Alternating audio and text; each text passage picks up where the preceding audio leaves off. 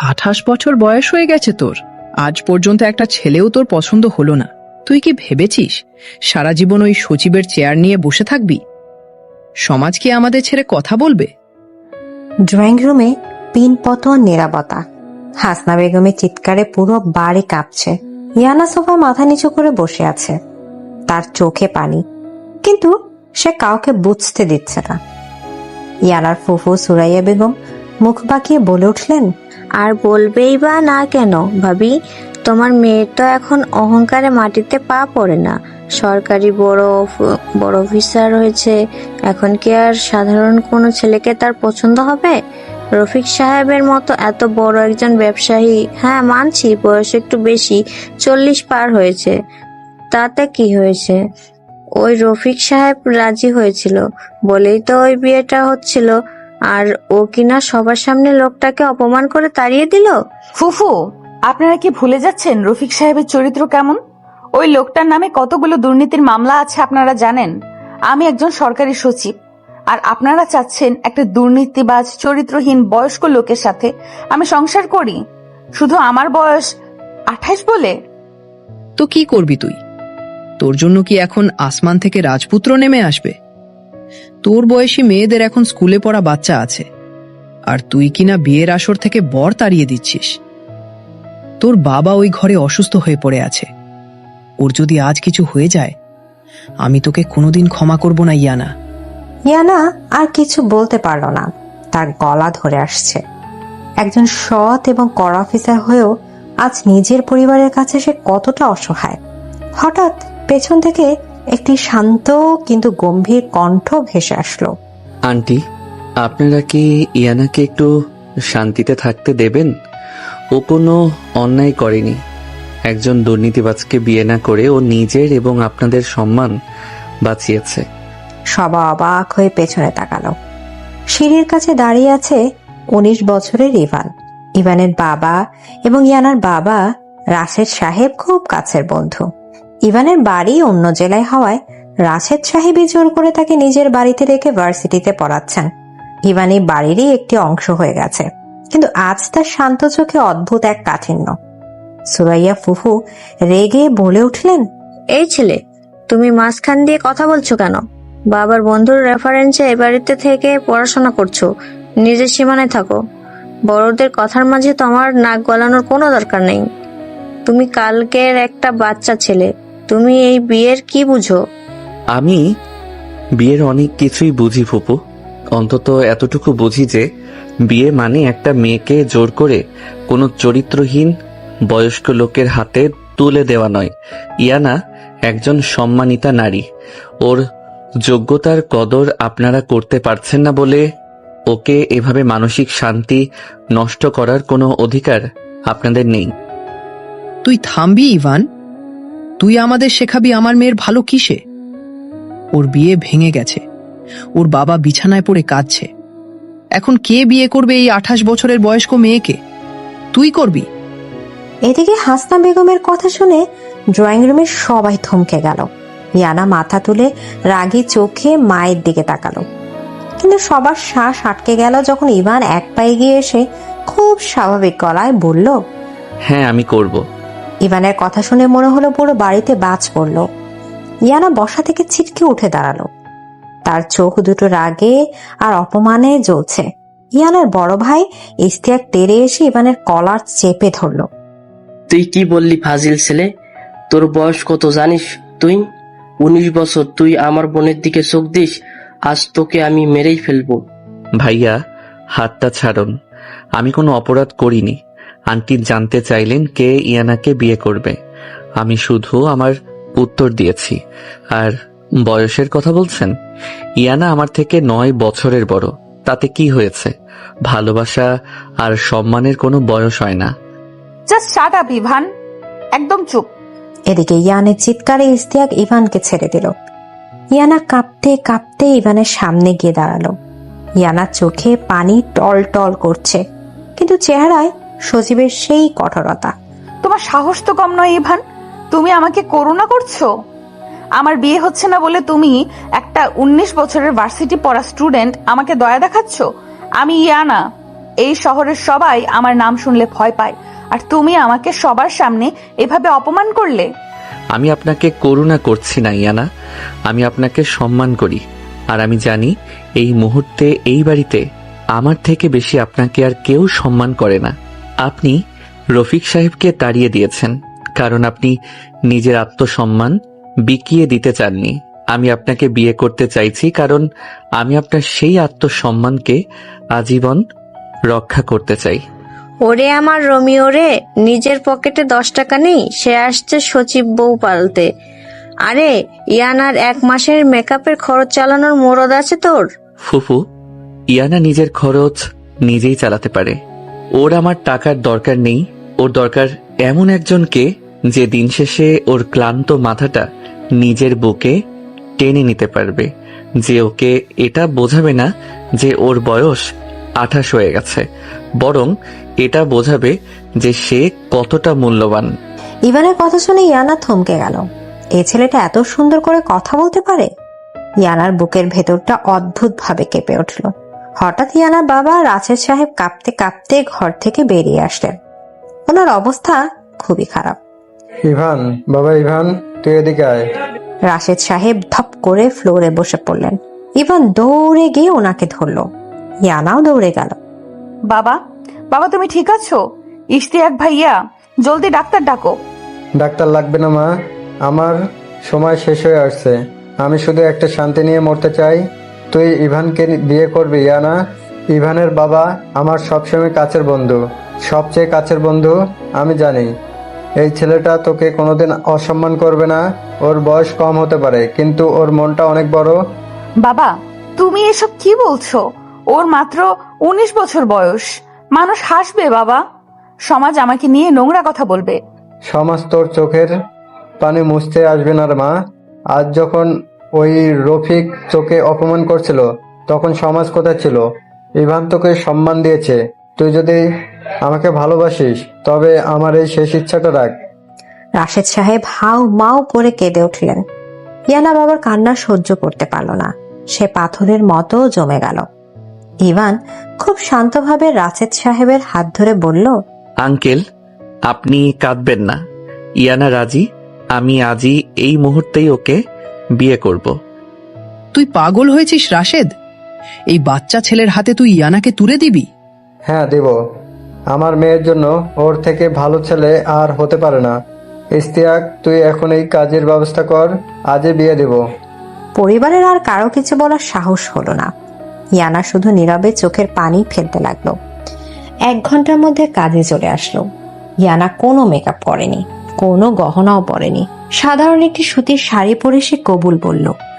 ইভানও খুব গম্ভীর মুখে কবুল বলল।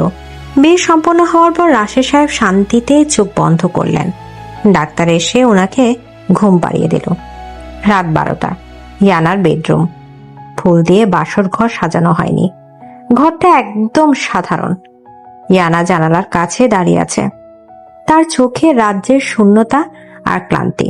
হঠাৎ দরজার লক খোলার শব্দ হলো। ইয়ানার বুকটা ধক করে উঠল। ইভান রুমে প্রবেশ করলো।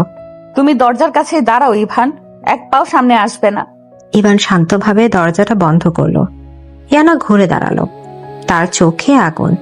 তুমি কি ভেবেছো ইভান, তুমি আমার বাবার ইমোশনাল ব্ল্যাকমেইলকে কাজে লাগিয়ে আমাকে বিয়ে করে ফেললে আর আমি সব মেনে নেব? তুমি আমার থেকে 9 বছরের ছোট। তুমি আমার কাছে একটা বাচ্চা ছাড়া আর কিছুই না।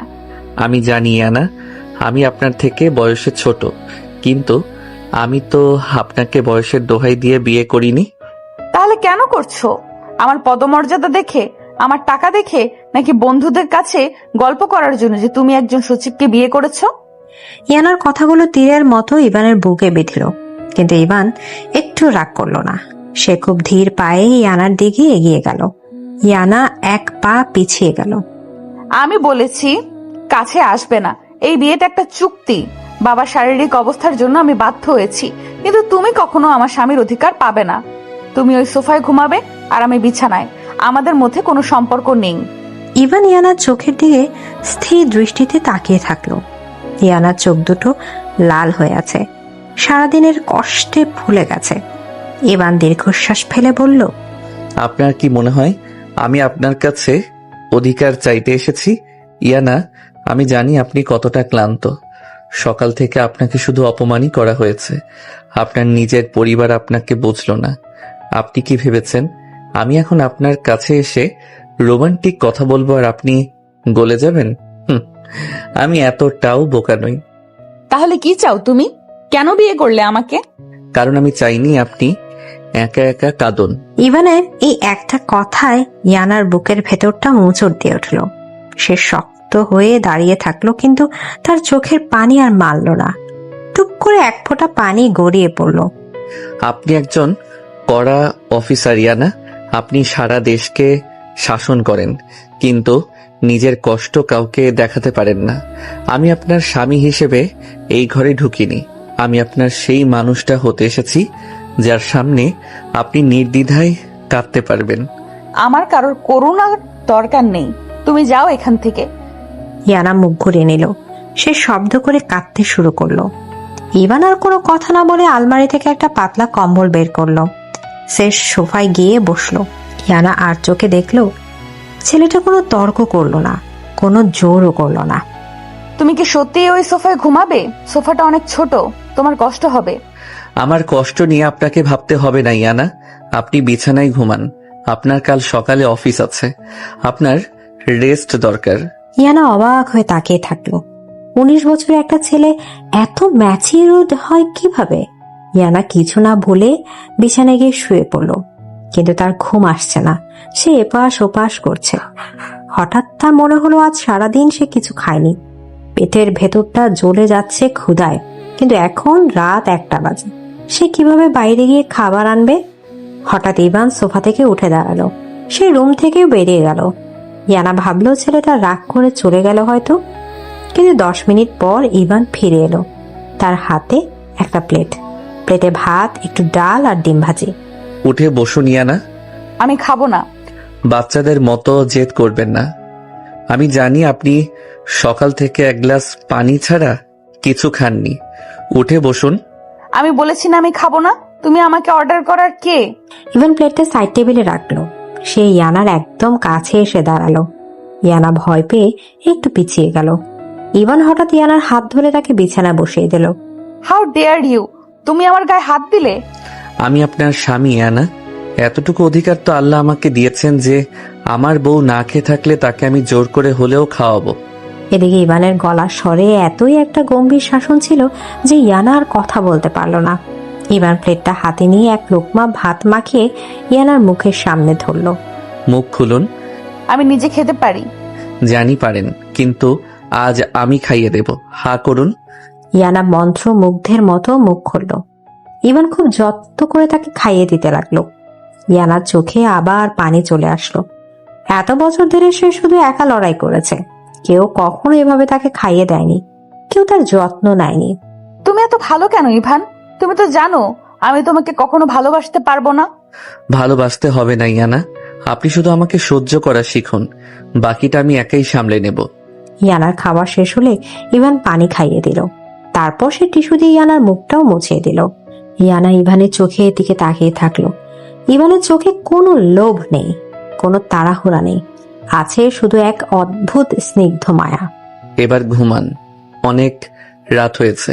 ইভান লাইট অফ করে দিল। শুধু একটা ডিম লাইট জ্বলছে। ইভান আবার সোফায় গিয়ে শুলো।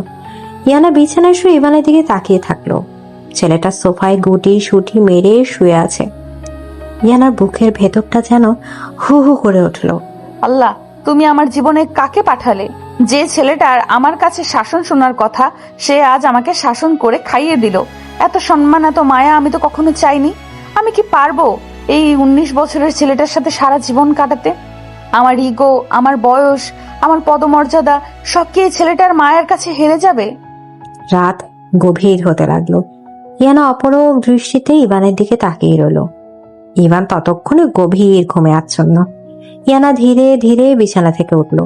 সে ধীর পায়ে ইভানের কাছে গেল।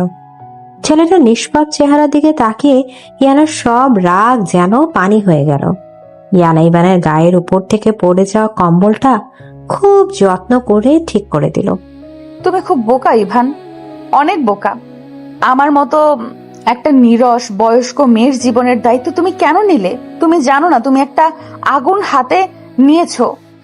ইয়ানা ইভানের কপালে পড়া চুলগুলো সরিয়ে দিল। হঠাৎ ঘুমের ঘোরে ইভান ইয়ানার হাতটা শক্ত করে চেপে ধরল। ইয়ানার পুরো শরীর কেঁপে উঠল। ইয়ানা, আপনি কাঁদবেন না, আমি আছি তো। এদিকে ইয়ানার চোখ দিয়ে অঝরে পানি পড়তে লাগলো। সে ইভানের হাত থেকে নিজের হাতটা ছাড়ালো না। সে সোফার পাশে ফ্লোরে বসে পড়ল এবং ইভানের হাতে মাথা রেখে নিঃশব্দে কাঁদতে লাগলো। জীবনে প্রথমবার ইয়ানার মনে হলো সে একা নয়। তার এই বিশাল পদমর্যাদার বয়সের দেয়ালের ওপারে এমন একজন আছে যে তাকে শুধু ইয়ানা হিসেবেই ভালোবাসে। ভোরের আলো মাত্র ফুটতে শুরু করেছে।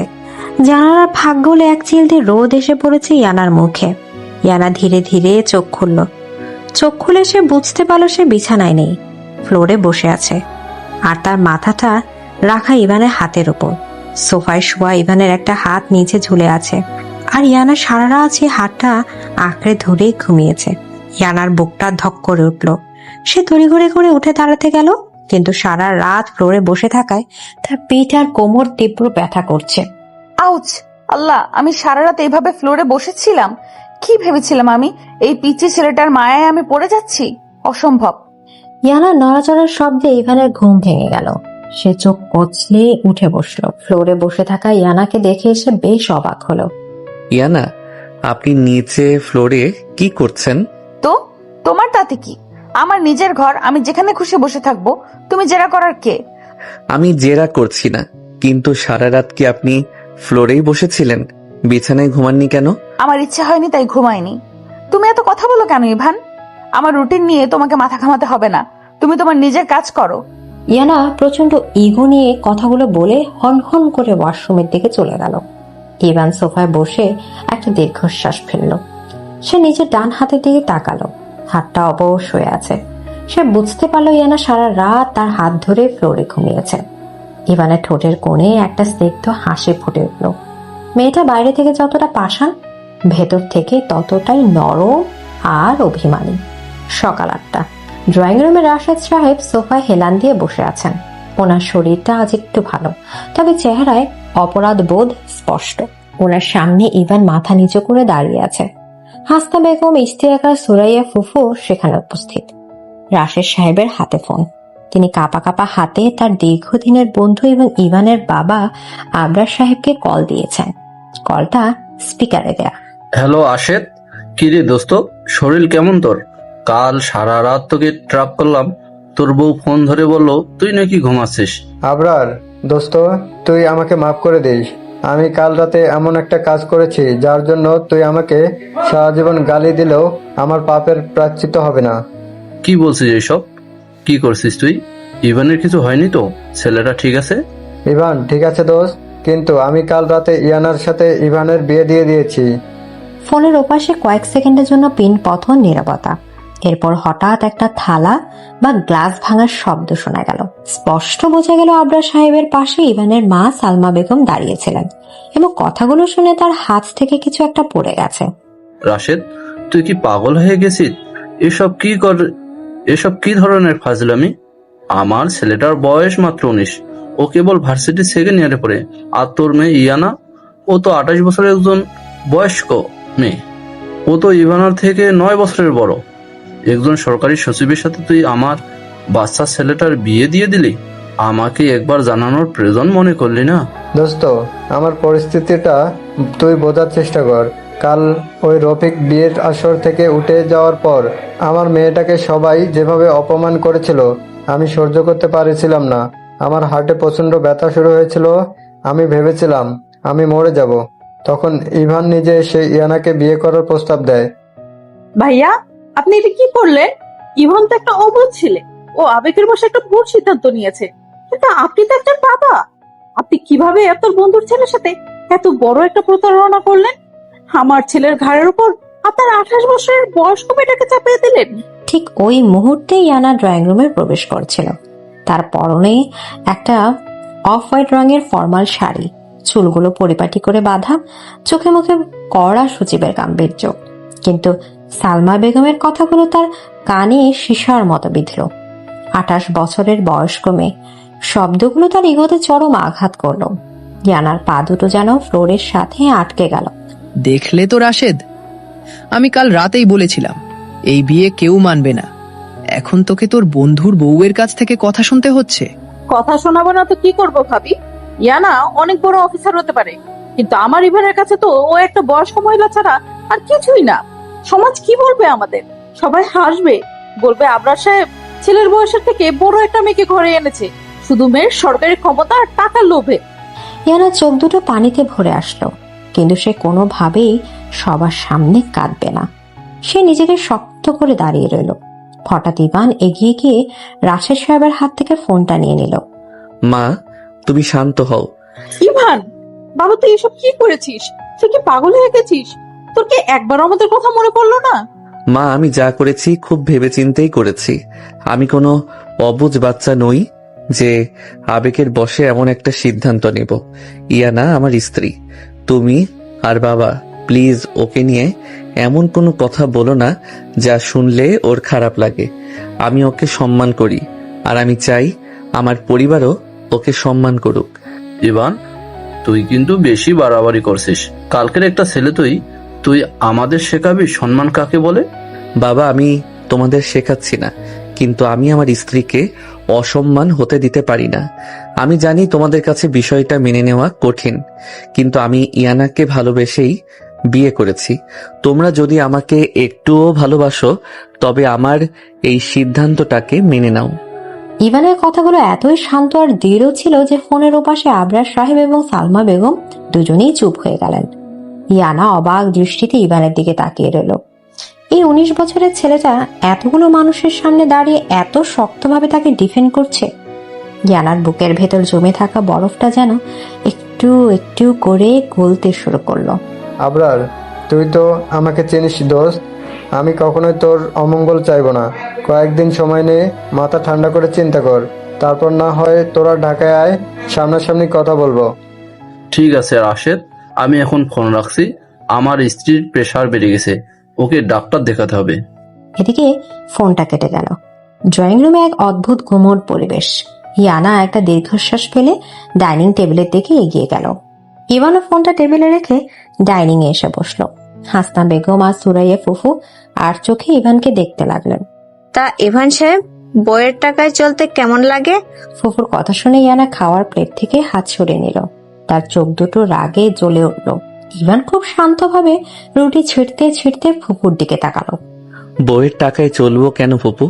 আমার বাবা আমাকে প্রতি মাসে যে হাত খরচ আর ভার্সিটির বেতন পাঠান তা দিয়ে আমার খুব ভালোভাবেই চলে যায়।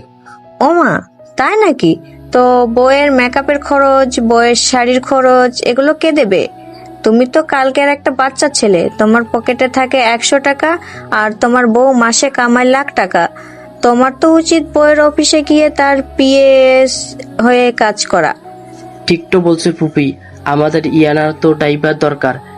ইভান ভার্সিটি বাদ দিয়ে গাড়ি চালাতে পারে, অন্তত বউয়ের টাকায় বসে বসে খেতে হবে না। ইস্তেয়াক আর ফুফু হো হো করে হেসে উঠল। ইভান কিছু বলল না, সে শুধু এক গ্লাস পানি খেয়ে চুপচাপ বসে রইল। কিন্তু ইয়ানার সহ্য হলো না। সে ধপ করে টেবিলের উপর হাত দিয়ে বাড়ি মারল। সবাই চমকে উঠল। Just enough. ফুফু ভাইয়া, আপনারা কি নিজেদের লিমিট ক্রস করে যাচ্ছেন না? লিমিট ক্রস মানে? আমরা তো সত্যি কথাই বলছি। সত্যি কথা বলার একটা ভদ্রতা আছে ফুফু। ইভান আমার স্বামী। আমার স্বামীর পকেটে 100 টাকা থাকুক আর 10 টাকা থাকুক, সেটা নিয়ে আপনাদের মাথা ঘামানোর কোনো দরকার নেই। আমার খরচ কে চালাবে আর ইভানের ভার্সিটির বেতন কে দিবে সেটা আমাদের স্বামী স্ত্রীর ব্যক্তিগত ব্যাপার। ইনায়া, তুই গুরুজনদের মুখের উপর তর্ক করছিস? একটা বাচ্চা ছেলের জন্য তুই তোর ফুফুর সাথে বেয়াদবি করছিস? আমি বেয়াদবি করছি না মা, আমি শুধু আমার স্বামীর সম্মান রক্ষা করছি। ইভান এই বাড়িতে আশ্রিত হতে পারে, কিন্তু এখন সে আমার স্বামী। আমার স্বামীকে কেউ অসম্মান করলে আমি সেটা চুপচাপ মেনে নিব, এমনটা ভাবার কোনো কারণ নেই। এদিকে ইয়ানা কথাগুলো বলে আর এক মুহূর্ত সেখানে দাঁড়ালো না। সে নিজের ব্যাগটা নিয়ে সোজা বাসা থেকে বেরিয়ে গেল। ইভান অবাক হয়ে ইয়ানা যাওয়ার পথের দিকে তাকিয়ে রইল। যে মেয়েটা কাল রাতে তাকে নিজের ধারে কাছে ঘেঁষতে দেয়নি, সেই মেয়েটা আজ সবার সামনে তাকে স্বামী হিসেবে স্বীকৃতি দিয়ে গেল। ইভানের ঠোঁটে একটা বিজয়ের হাসি ফুটে উঠল। দুপুর 2টা। সচিবালয় ইয়ানার অফিস রুম। ইয়ানা একটা গুরুত্বপূর্ণ ফাইলে সাইন করছে, কিন্তু তার মনোযোগ কাজে নেই। বারবার ইভানের সেই শান্ত মুখটা তার চোখের সামনে ভেসে উঠেছে। কিভাবে ছেলেটা নিজের বাবা মায়ের সামনে দাঁড়িয়ে তার পক্ষ নিল? ইয়ানা কলমটা টেবিলে রেখে চোখ বন্ধ করে ইভানের কথাগুলো ভাবতে লাগলো। হঠাৎ দরজায় নক হলো। ম্যাডাম, আসতে পারি? Yes Anis, come in. Madam, এই ফাইলের কাজগুলো তো আটকে আছে, আপনি যদি একটু দেখে দিতেন। ফাইলগুলো টেবিলে রাখো, আমি পরে দেখছি। আনিস ফাইলগুলো রেখে চলে গেল। ইয়ানা আবার ইভানের চিন্তায় মগ্ন হলো। সে বুঝতে পারছে না তার ভেতর কি হচ্ছে। তার 28 বছরের জীবনে সে কখনোই কোনো পুরুষকে এত সম্মানজনকভাবে কথা বলতে দেখেনি। রফিক সাহেবের মতো টাকওয়ালা লোকরা যেখানে নারীদের শুধু পণ্য মনে করে, সেখানে 19 বছরের এই সাধারণ ছেলেটা নারীদের আত্মসম্মান বোঝে। ইয়ানার বুকের ভেতর একটা অদ্ভুত শিহরণ বয়ে গেল। অন্যদিকে ভার্সিটির ক্যাফেটেরিয়া ইভান আর তার বেস্ট ফ্রেন্ড নাবিল বসে আছে। কিরে ইরফান, তোর মুখটা এমন শুকনা কেন? সারা রাত ঘুমাসনি নাকি? আরে না, এমনিতেই একটু টায়ার্ড। শোন, কালকে কিন্তু আমাদের প্রজেক্টের লাস্ট ডেট। তুলি বলেছিল ওর কিছু প্রবলেম হচ্ছে কোডিং এ, তুই ওকে একটু হেল্প করে দিস। আচ্ছা ঠিক আছে, তুলিকে বলিস আমার সাথে দেখা করতে। ইভান কফি খাচ্ছে আর ভাবছে ইয়ানার কথা। মেয়েটা সকালে না খেয়েই অফিসে চলে গেছে। দুপুরে কি কিছু খেয়েছে? ইভানের খুব ইচ্ছে করছে ইয়ানাকে একটা কল দিতে, কিন্তু ইয়ানার রাগী চেহারার কথা ভেবে সে আর কল দেওয়ার সাহসই পেল না। রাত 9টা, বাইরে ঝুম বৃষ্টি হচ্ছে। ইয়ানা অফিস থেকে ফিরেছে। সারাদিনের কাজের চাপে আর সকালে না খাওয়ার কারণে তার প্রচন্ড মাথা ব্যথা করছে। সে কোনো মতে রুমে ঢুকে ব্যাগটা সোফায় ছুঁড়ে ফেলে বিছানায় শুয়ে পড়ল। তার চোখ দুটো ব্যথায় টনটন করছে। একটু পর ইভান রুমে ঢুকলো। ইয়ানাকে এভাবে বিছানায় শুয়ে থাকতে দেখে সে বুঝতে পারলো ইয়ানার শরীর খারাপ। ইভান কোনো শব্দ না করে নিজের ভেজা ছাতাটা ব্যালকনিতে রেখে আসলো। তারপর সে চুপচাপ ড্রয়ার থেকে একটা পেইন কিলার আর এক গ্লাস পানি নিয়ে ইয়ানার বিছানার পাশে এসে দাঁড়ালো। ইয়ানা, উঠে একটু ওষুধটা খেয়ে নিন। ইয়ানা চোখ খুলে ইভানকে দেখলো। ছেলেটার চুলগুলো বৃষ্টির পানিতে ভিজে আছে, মুখে একটা অদ্ভুত স্নিগ্ধ মায়া। ইয়ানার কেন যেন আজ আর রাগ দেখাতে ইচ্ছা করলো না। সে কোনো কথা না বলে উঠে বসলো। ইভানের হাত থেকে ওষুধটা নিয়ে খেয়ে নিল। আপনার কি মাথা খুব ব্যথা করছে? সারাদিন কাজের খুব প্রেসার ছিল। আপনি শুয়ে পড়ুন, আমি আসছি। এদিকে ইভান রুম থেকে বেরিয়ে গেল। ইয়ানা আবার চোখ বন্ধ করে শুয়ে পড়ল। প্রায় 15 মিনিট পর ইভান রুমে ফিরল। তার হাতে এক মগ ধোয়া ওঠা কফি আর একটা বামের কৌটা। পুরো রুমে কফির মিষ্টি একটা সুবাস ছড়িয়ে পড়ল। ইভান কফির মগটা সাইড টেবিলে রেখে বিছানার একপাশে বসলো। ইয়ানা, একটু উঠে বসুন বা কফিটা খেয়ে নিন, ভালো লাগবে। ইয়ানা খুব ধীরে ধীরে উঠে বসলো। ইভান কফির মাগটা ইয়ানার হাতে দিল। ইয়ানা কফিতে একটা চুমুক দিল। কফিটা এত পারফেক্ট হয়েছে যে ইয়ানার সব ক্লান্তি যেন এক চুমুকেই অর্ধেক গায়েব হয়ে গেল। কফিটা তুমি বানিয়েছো? কেমন হয়েছে? ভালো। ইয়ানা কফি খেতে লাগলো। ইভান খুব সন্তর্পণে বামের কৌটাটা খুললো। সে একটু বাম নিজের আঙুলে নিয়ে ইয়ানার কপালে ছুঁয়ে দিল। ইভানের আঙুলের স্পর্শে ইয়ানার পুরো শরীর যেন বিদ্যুৎ স্পৃষ্ট হলো। সে চমকে ইভানের দিকে তাকালো। কি করছো তুমি? চুপচাপ বসে থাকুন তো, বাচ্চাদের মতো শুধু ছটফট করেন। ইভানের গলার স্বরে এতই একটা মিষ্টি শাসন ছিল যে ইয়ানার কোনো প্রতিবাদ করতে পারল না। ইভান খুব ধীর হাতে পরম মমতায় ইয়ানার কপালে আর রগে বাম মালিশ করে দিতে লাগলো। ইভানের হাতের স্পর্শ এত স্নিগ্ধ আর আরামদায়ক ছিল যে ইয়ানা চোখ বন্ধ করে ফেলল। বাইরের বৃষ্টির শব্দ আর রুমের ভেতরের এক অদ্ভুত নীরবতা, সব মিলিয়ে এক মায়াবী পরিবেশ তৈরি হলো। ইভান মালিশ করতে করতে ইয়ানার মুখের দিকে তাকিয়ে রইল। ইয়ানার লম্বা পাপড়িগুলো কেঁপে কেঁপে উঠছে। ইভানের বুকের ভেতর একটা তীব্র ঝড় শুরু হলো, কিন্তু সে নিজেকে নিয়ন্ত্রণ করে রাখলো। সে কোনোভাবেই ইয়ানার সীমানা অতিক্রম করতে চায় না।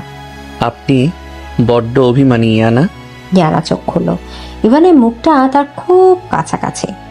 ইভানের চোখের গভীরতা দেখে ইয়ানা যেন হারিয়ে গেল। তুমি কেন করছো এসব ইভান? সকালে তোমার পরিবার তোমাকে কত কথা শোনালো, ফুফু তোমাকে অপমান করলো, আমি তোমাকে দূরে ঠেলে দিলাম, তারপরেও তুমি আমার এত যত্ন নিচ্ছ কেন?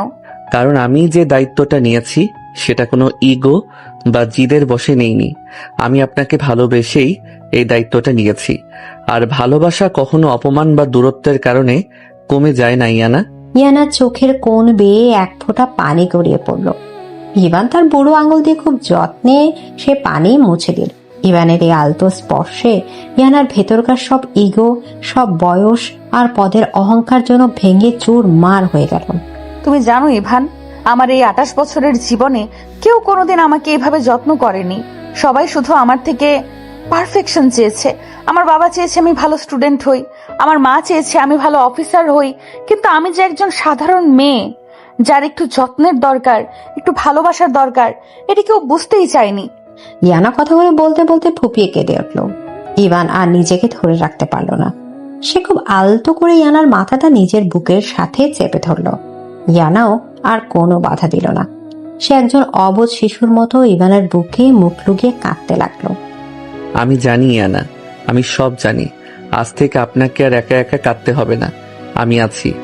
আপনার এই 19 বছরের বাচ্চা স্বামীটা সব সময় আপনার ছায়া হয়ে থাকবে। ইয়ানা ইভানের শার্টটা খামচে ধরে আরো জোরে কেঁদে উঠল। বাইরের বৃষ্টির শব্দের সাথে মিলেমিশে একাকার হয়ে গেল একটি মেয়ের দীর্ঘদিনের জমে থাকা কষ্ট আর একটু ছেলের নীরব ভালোবাসার প্রতিশ্রুতি।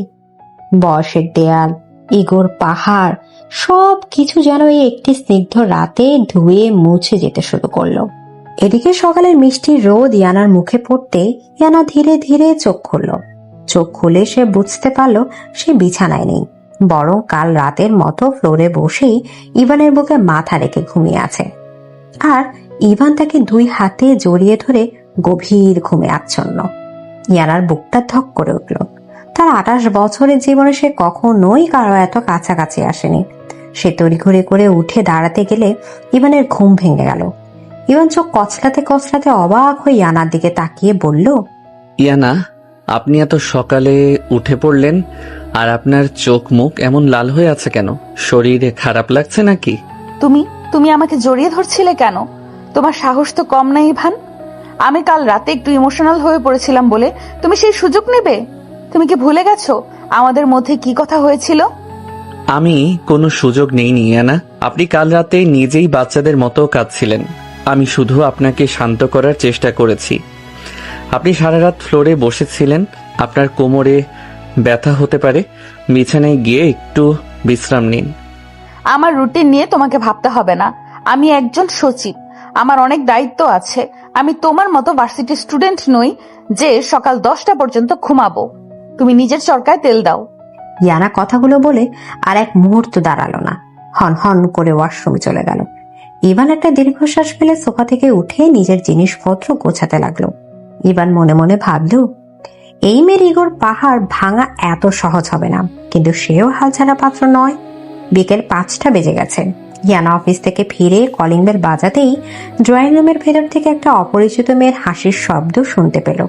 ইয়ানা ব্রু কুচকে দরজা খুলে ভেতরে ঢুকতেই দেখলো ইভানের পাশে বসে একটা মেয়ে ল্যাপটপে কি যেন দেখছে আর হাসতে হাসতে ইভানের কাঁধে হাত রাখছে। ইয়ানাকে দেখে ইভান দাঁড়িয়ে গেল। ইভান হাসি মুখে ইয়ানাকে দেখে বলল, ইয়ানা, আপনি ফিরে এসেছেন? আজ তো অনেক তাড়াতাড়ি চলে আসলেন। আপনার কি শরীর খারাপ? কে এই মেয়ে আর ও এখানে কি করছে? হ্যাঁ আপু, আমি তুলি, ইভানের ক্লাসমেট আর প্রজেক্ট পার্টনার। ইভান তো আমাকে আপনার কথা বলেছে, আপনি নাকি অনেক বড় সরকারি অফিসার। তা আপু, আপনি এত গাম্ভীর্য নিয়ে থাকেন কিভাবে? ইভান তো সারাদিন আমাদের সাথে কত হাসাহাসি করে, আর আপনি তো একদম রোবটের মতো। তুলির কথা শুনে ইয়ানার মাথায় যেন রক্ত উঠে গেল। আপু ডাকটা ইয়ানার কানে বিষের মতো লাগলো। তার বয়সের খোঁটা আবার এই মেয়েটা পরোক্ষভাবে দিচ্ছে। তার উপর ইভানের কাঁধে হাত রাখার বিষয়টা ইয়ানা কোনোভাবেই মেনে নিতে পারছিল না। ইয়ানা চোখ দুটো রাগে জ্বলতে লাগলো। ইয়ানা গম্ভীর গলায় বলল, আমি কি নিয়ে থাকি সেটা তোমাকে কৈফিয়ত দিতে হবে না। আর ইভান, তুমি কি জানো না এটা একটা বাড়ি? এখানে ভার্সিটির আড্ডাখানা বসানো আমি একদম পছন্দ করি না। তোমার কাজ থাকলে তুমি ভার্সিটিতে গিয়ে করো। আমার ড্রয়িং রুমে বসে বাইরের মানুষের সাথে হাসাহাসি করা আমার একদম অপছন্দ। ইয়ানা, তুলি আমার প্রজেক্টের কাজে সাহায্য করতে এসেছে। কালকে আমাদের সাবমিশন আছে, তাই ওকে আমি আসতে বলেছিলাম। আপনি প্লিজ রেগে যাবেন না। আপনি রুমে গিয়ে ফ্রেশ হয়ে নিন। আরে আপু, আপনি রেগে যাচ্ছেন কেন? ইভান তো আপনার থেকে অনেক ছোট। ও তো জাস্ট একটা ফ্রেন্ডের মতো। আমরা তো একসাথে পড়াশোনা করি, এখানে খারাপ কিছু তো নেই। Just shut up. আমি তোমার আপু নই, আমি ইভানের স্ত্রী। আর আমার স্বামীর পাশে বসে তুমি যেভাবে গায়ে পড়ে হাসাহাসি করছো সেটা আমার সহ্য হচ্ছে না। তুমি এক্ষুনি আমার বাড়ি থেকে বেরিয়ে যাও। ইয়ানার চিৎকার শুনে তুলি ভয় পেয়ে গেল। ইভানও অবাক হয়ে ইয়ানার দিকে তাকিয়ে থাকলো। ইভান কখনো ইয়ানাকে এমন অদ্ভুত ভাবে রিয়াক্ট করতে দেখেনি। তুলি তাড়াতাড়ি নিজের ব্যাগ গুছিয়ে নিয়ে কাঁদো কাঁধে মুখে বলল, ইভান, আমি আসছি। তুই কাল ভার্সিটিতে আসিস, বাকি কাজ ওখানেই করে নেব। সরি আপু, আমি বুঝতে পারিনি, আপনিও তো মাইন্ড করবেন। তুলি প্রায় দৌড়ে বাড়ি থেকে বেরিয়ে গেল। ড্রয়িং রুমে এখন পিন পতন নীরবতা। ইয়ানা রাগে কাঁপছে। তার মনে হচ্ছে সে সবকিছু ভেঙে চুরমার করে দেয়। ইভান খুব শান্ত পায়ে ইয়ানার সামনে এসে দাঁড়ালো। ইভান ইয়ানার চোখের দিকে স্থির দৃষ্টিতে তাকিয়ে বলল, এটা কেমন আচরণ ছিল ইয়ানা? তুলি আমার শুধু একজন ক্লাসমেট। ও আমাদের বাড়িতে মেহমান হয়ে এসেছিল, আর আপনি ওকে এভাবে অপমান করে বের করে দিলেন। আপনার কি মনে হয় না আপনি একটু বেশি রিয়্যাক্ট করে ফেলেছেন? আমি একটুও বেশি রিয়েক্ট করিনি। তোমার সাহস কি করে হয় অন্য একটা মেয়েকে আমার বাড়িতে এনে আমার সামনে তার সাথে হাসাহাসি করার? তুমি কি আমাকে সম্মান করতে জানো না ইভান? আমি আপনাকে যথেষ্ট সম্মান করি ইয়ানা, কিন্তু আপনি যেটা করলেন সেটা কি সম্মানের পর্যায়ে পড়ে? আপনি তুলিকে এভাবে তাড়িয়ে দিলেন কেন? আপনার কি সমস্যা হচ্ছিল? আমার সমস্যা হচ্ছিল কারণ ও তোমার গায়ে হাত দিচ্ছিল। তুমি বিবাহিত ইভান, তুমি কি সেটা ভুলে গেছো? তোমার কি কোনো কাণ্ডজ্ঞান নেই যে একটা মেয়ের সাথে কতটা দূরত্ব বজায় রেখে চলতে হয়? ও, তার মানে আপনি জেলাস ফিল করছিলেন? 28 বছরের কড়া সচিব ইয়ানা তার 19 বছরের বাচ্চা স্বামীর জন্য জেলাস ফিল করছে। এদিকে ইভানের মুখে এমন একটা বাঁকা হাসি দেখে ইয়ানার ইগোতে চরম আঘাত লাগলো। সে নিজেকে সামলে নিয়ে কঠিন গলায় বলল, don't be over smart Ivan. আমি জেলাস ফিল করতে যাব কেন? আমি তোমার স্ত্রী, আমার অধিকার আছে তোমাকে শাসন করার। আমি চাই না তুমি ওই মেয়েটার সাথে আর কোনোদিন কথা বলো। অধিকার? আপনি কি সত্যি আমাকে আপনার স্বামী হিসেবে মেনে নিয়েছেন ইয়ানা? কাল রাতে তো আপনি আমাকে সোফায় শুতে বলেছিলেন। কাল তো বলেছিলেন আমাদের মধ্যে কোনো সম্পর্ক নেই। আর আজ হঠাৎ করে এত অধিকার বোধ কোথা থেকে জন্ম নিল? ইভান, তুমি লিমিট ক্রস করছো। আমি যা বলেছি তুমি শুধু সেটাই শুনবে। আমি তোমার থেকে বয়সে বড়, আর আমি এই বাড়ির সবকিছুর দায়িত্ব নিই। তুমি আমার কথার অবাধ্য হবে না। আমি আপনার কথার অবাধ্য হচ্ছি না ইয়ানা, কিন্তু আমি আপনার রোবট নই যে আপনি যা বলবেন আমি তাই অন্ধের মতো মেনে নেব। আমি তুলির সাথে পড়াশোনার প্রয়োজনে কথা বলবো। এতে আপনার জেলাস ফিল হলে আমার কিছু করার নেই।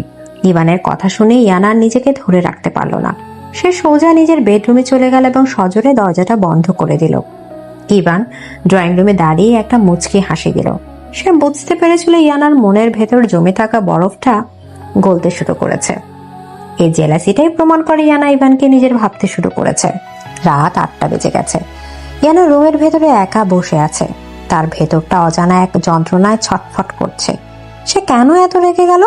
তুলি তো ইভানের বয়সী একটা মেয়ে। ইভানের তো তুলির সাথেই মানায়, তার মতো বয়স্ক একটা নিরস মেয়ের সাথে নয়। ইয়ানার চোখ থেকে টুক করে এক ফোঁটা পানি গড়িয়ে পড়ল। এমন সময় দরজা খুলে ইভান রুমে ঢুকলো। ইভানের হাতে এক মগ কফি। ইভান কফিটা টেবিলে রেখে ইয়ানার দিকে তাকিয়ে বলল, কফিটা খেয়ে নিন ইয়ানা। আপনার মাথা ব্যথা করছে আমি জানি, সারাদিন তো কিছু খাননি। আমার কফি লাগবে না, তুমি যাও এখান থেকে। তুমি তোমার ওই তুলির কাছে যাও। আমার কাছে কেন এসেছো? আপনি কি এখনো রাগ করে আছেন? আমি তো আপনাকে আগেই বলেছি তুলি শুধু আমার ক্লাসমেট। আপনি শুধু শুধু এত হাইপার হচ্ছেন। আমি হাইপার হচ্ছি? তুমি কি বোঝো না ইভান, যখন ওই মেয়েটা তোমাকে সে হাসছিল আমার কেমন লাগছিল তুমি জানো? তুমি জানো না, কারণ তুমি তো একটা বাচ্চা ছেলে। তুমি কি বুঝবে স্বামী স্ত্রীর সম্পর্কের মানে? ইয়ানার কথা শেষ হওয়ার আগে ইভান এক পা এগিয়ে এসে ইয়ানার 2 হাত শক্ত করে চেপে ধরল। ইয়ানা চমকে উঠে ইভানের চোখের দিকে তাকালো। ইভানের সেই শান্ত চোখে এখন একটা অদ্ভুত তীব্রতা কাজ করছে। ইভান ইয়ানাকে আলতো করে টেনে আলমারির সাথে আটকে দিল। ইয়ানার নিঃশ্বাস ঘন হয়ে আসতে লাগলো। ইভান খুব ধীর এবং গম্ভীর গলায় বলল, আমি বাচ্চা ছেলে নই ইয়ানা, আর স্বামী স্ত্রীর সম্পর্কের মানে আমি আপনার থেকে অনেক ভালো বুঝি। আপনি যদি সত্যি আমাকে নিজের স্বামী মনে করেন তবে এই বয়সের দোহাই দেওয়াটা বন্ধ করুন। আপনি বারবার আমাকে বাচ্চা বলে আমার আত্মসম্মানকে ছোট করছেন। ছাড়ো আমাকে ইভান, কি করছো তুমি? কেউ দেখে ফেলবে। কে দেখবে? এটা আমাদের বেডরুম ইয়ানা, আর আপনি তো আমার স্ত্রী। আপনাকে ছোঁয়ার পূর্ণ অধিকার আমার আছে। আপনি কি সত্যিই চান আমি তুলির কাছে ফিরে যাই? না, তুমি কোথাও যাবে না, তুমি শুধু আমার কাছে থাকবে। ইয়ানার মুখ ফসকে কথাগুলো বেরিয়ে আসতেই সে লজ্জায় চোখ নামিয়ে নিল। ইভান ইয়ানার এই রূপ দেখে মুগ্ধ হয়ে গেল। কড়া সচিব ইয়ানা এখন তার সামনে একটা অবুঝ অভিমানী মেয়ের মতো দাঁড়িয়ে আছে। ইভান তার ডান হাতটা তুলে ইয়ানার কপালে পড়া চুলগুলো আলতো করে সরিয়ে দিল। ইভানের আঙুলের স্পর্শে ইয়ানার পুরো শরীর কেঁপে উঠল। ইভান খুব ফিসফিস করে বলল, আমি কোথাও যাব না ইয়ানা, আমি শুধু আপনার কাছেই থাকতে চাই। কিন্তু আপনি কি আমাকে আপনার মনের ওই জায়গাটা দেবেন যেখানে আমি কোনো 19 বছরের স্টুডেন্ট নই, শুধু আপনার ভালোবাসার মানুষ হতে পারবো? তুমি বোঝো না ইভান, আমার খুব ভয় করে। সবাই আমাকে বয়স্ক বলে খোঁটা দেয়। ওই মেয়েটাও আমাকে আজ আপু বলে অপমান করলো। তুমি তো অনেক ছোট। তুমি কি সারা জীবন আমার এই বয়সের ভার নিতে পারবে, নাকি একদিন ওই তুলির মতো কোনো ইয়াং মেয়েকে দেখে আমাকে ছেড়ে চলে যাবে? ইয়ানা, আমার চোখের দিকে তাকান। ইয়ানা ধীরে ধীরে চোখ তুলে ইভানের দিকে তাকালো। ইভানের চোখের গভীরতায় কোনো মিথ্যে নেই, আছে শুধু এক বিশুদ্ধ মায়া।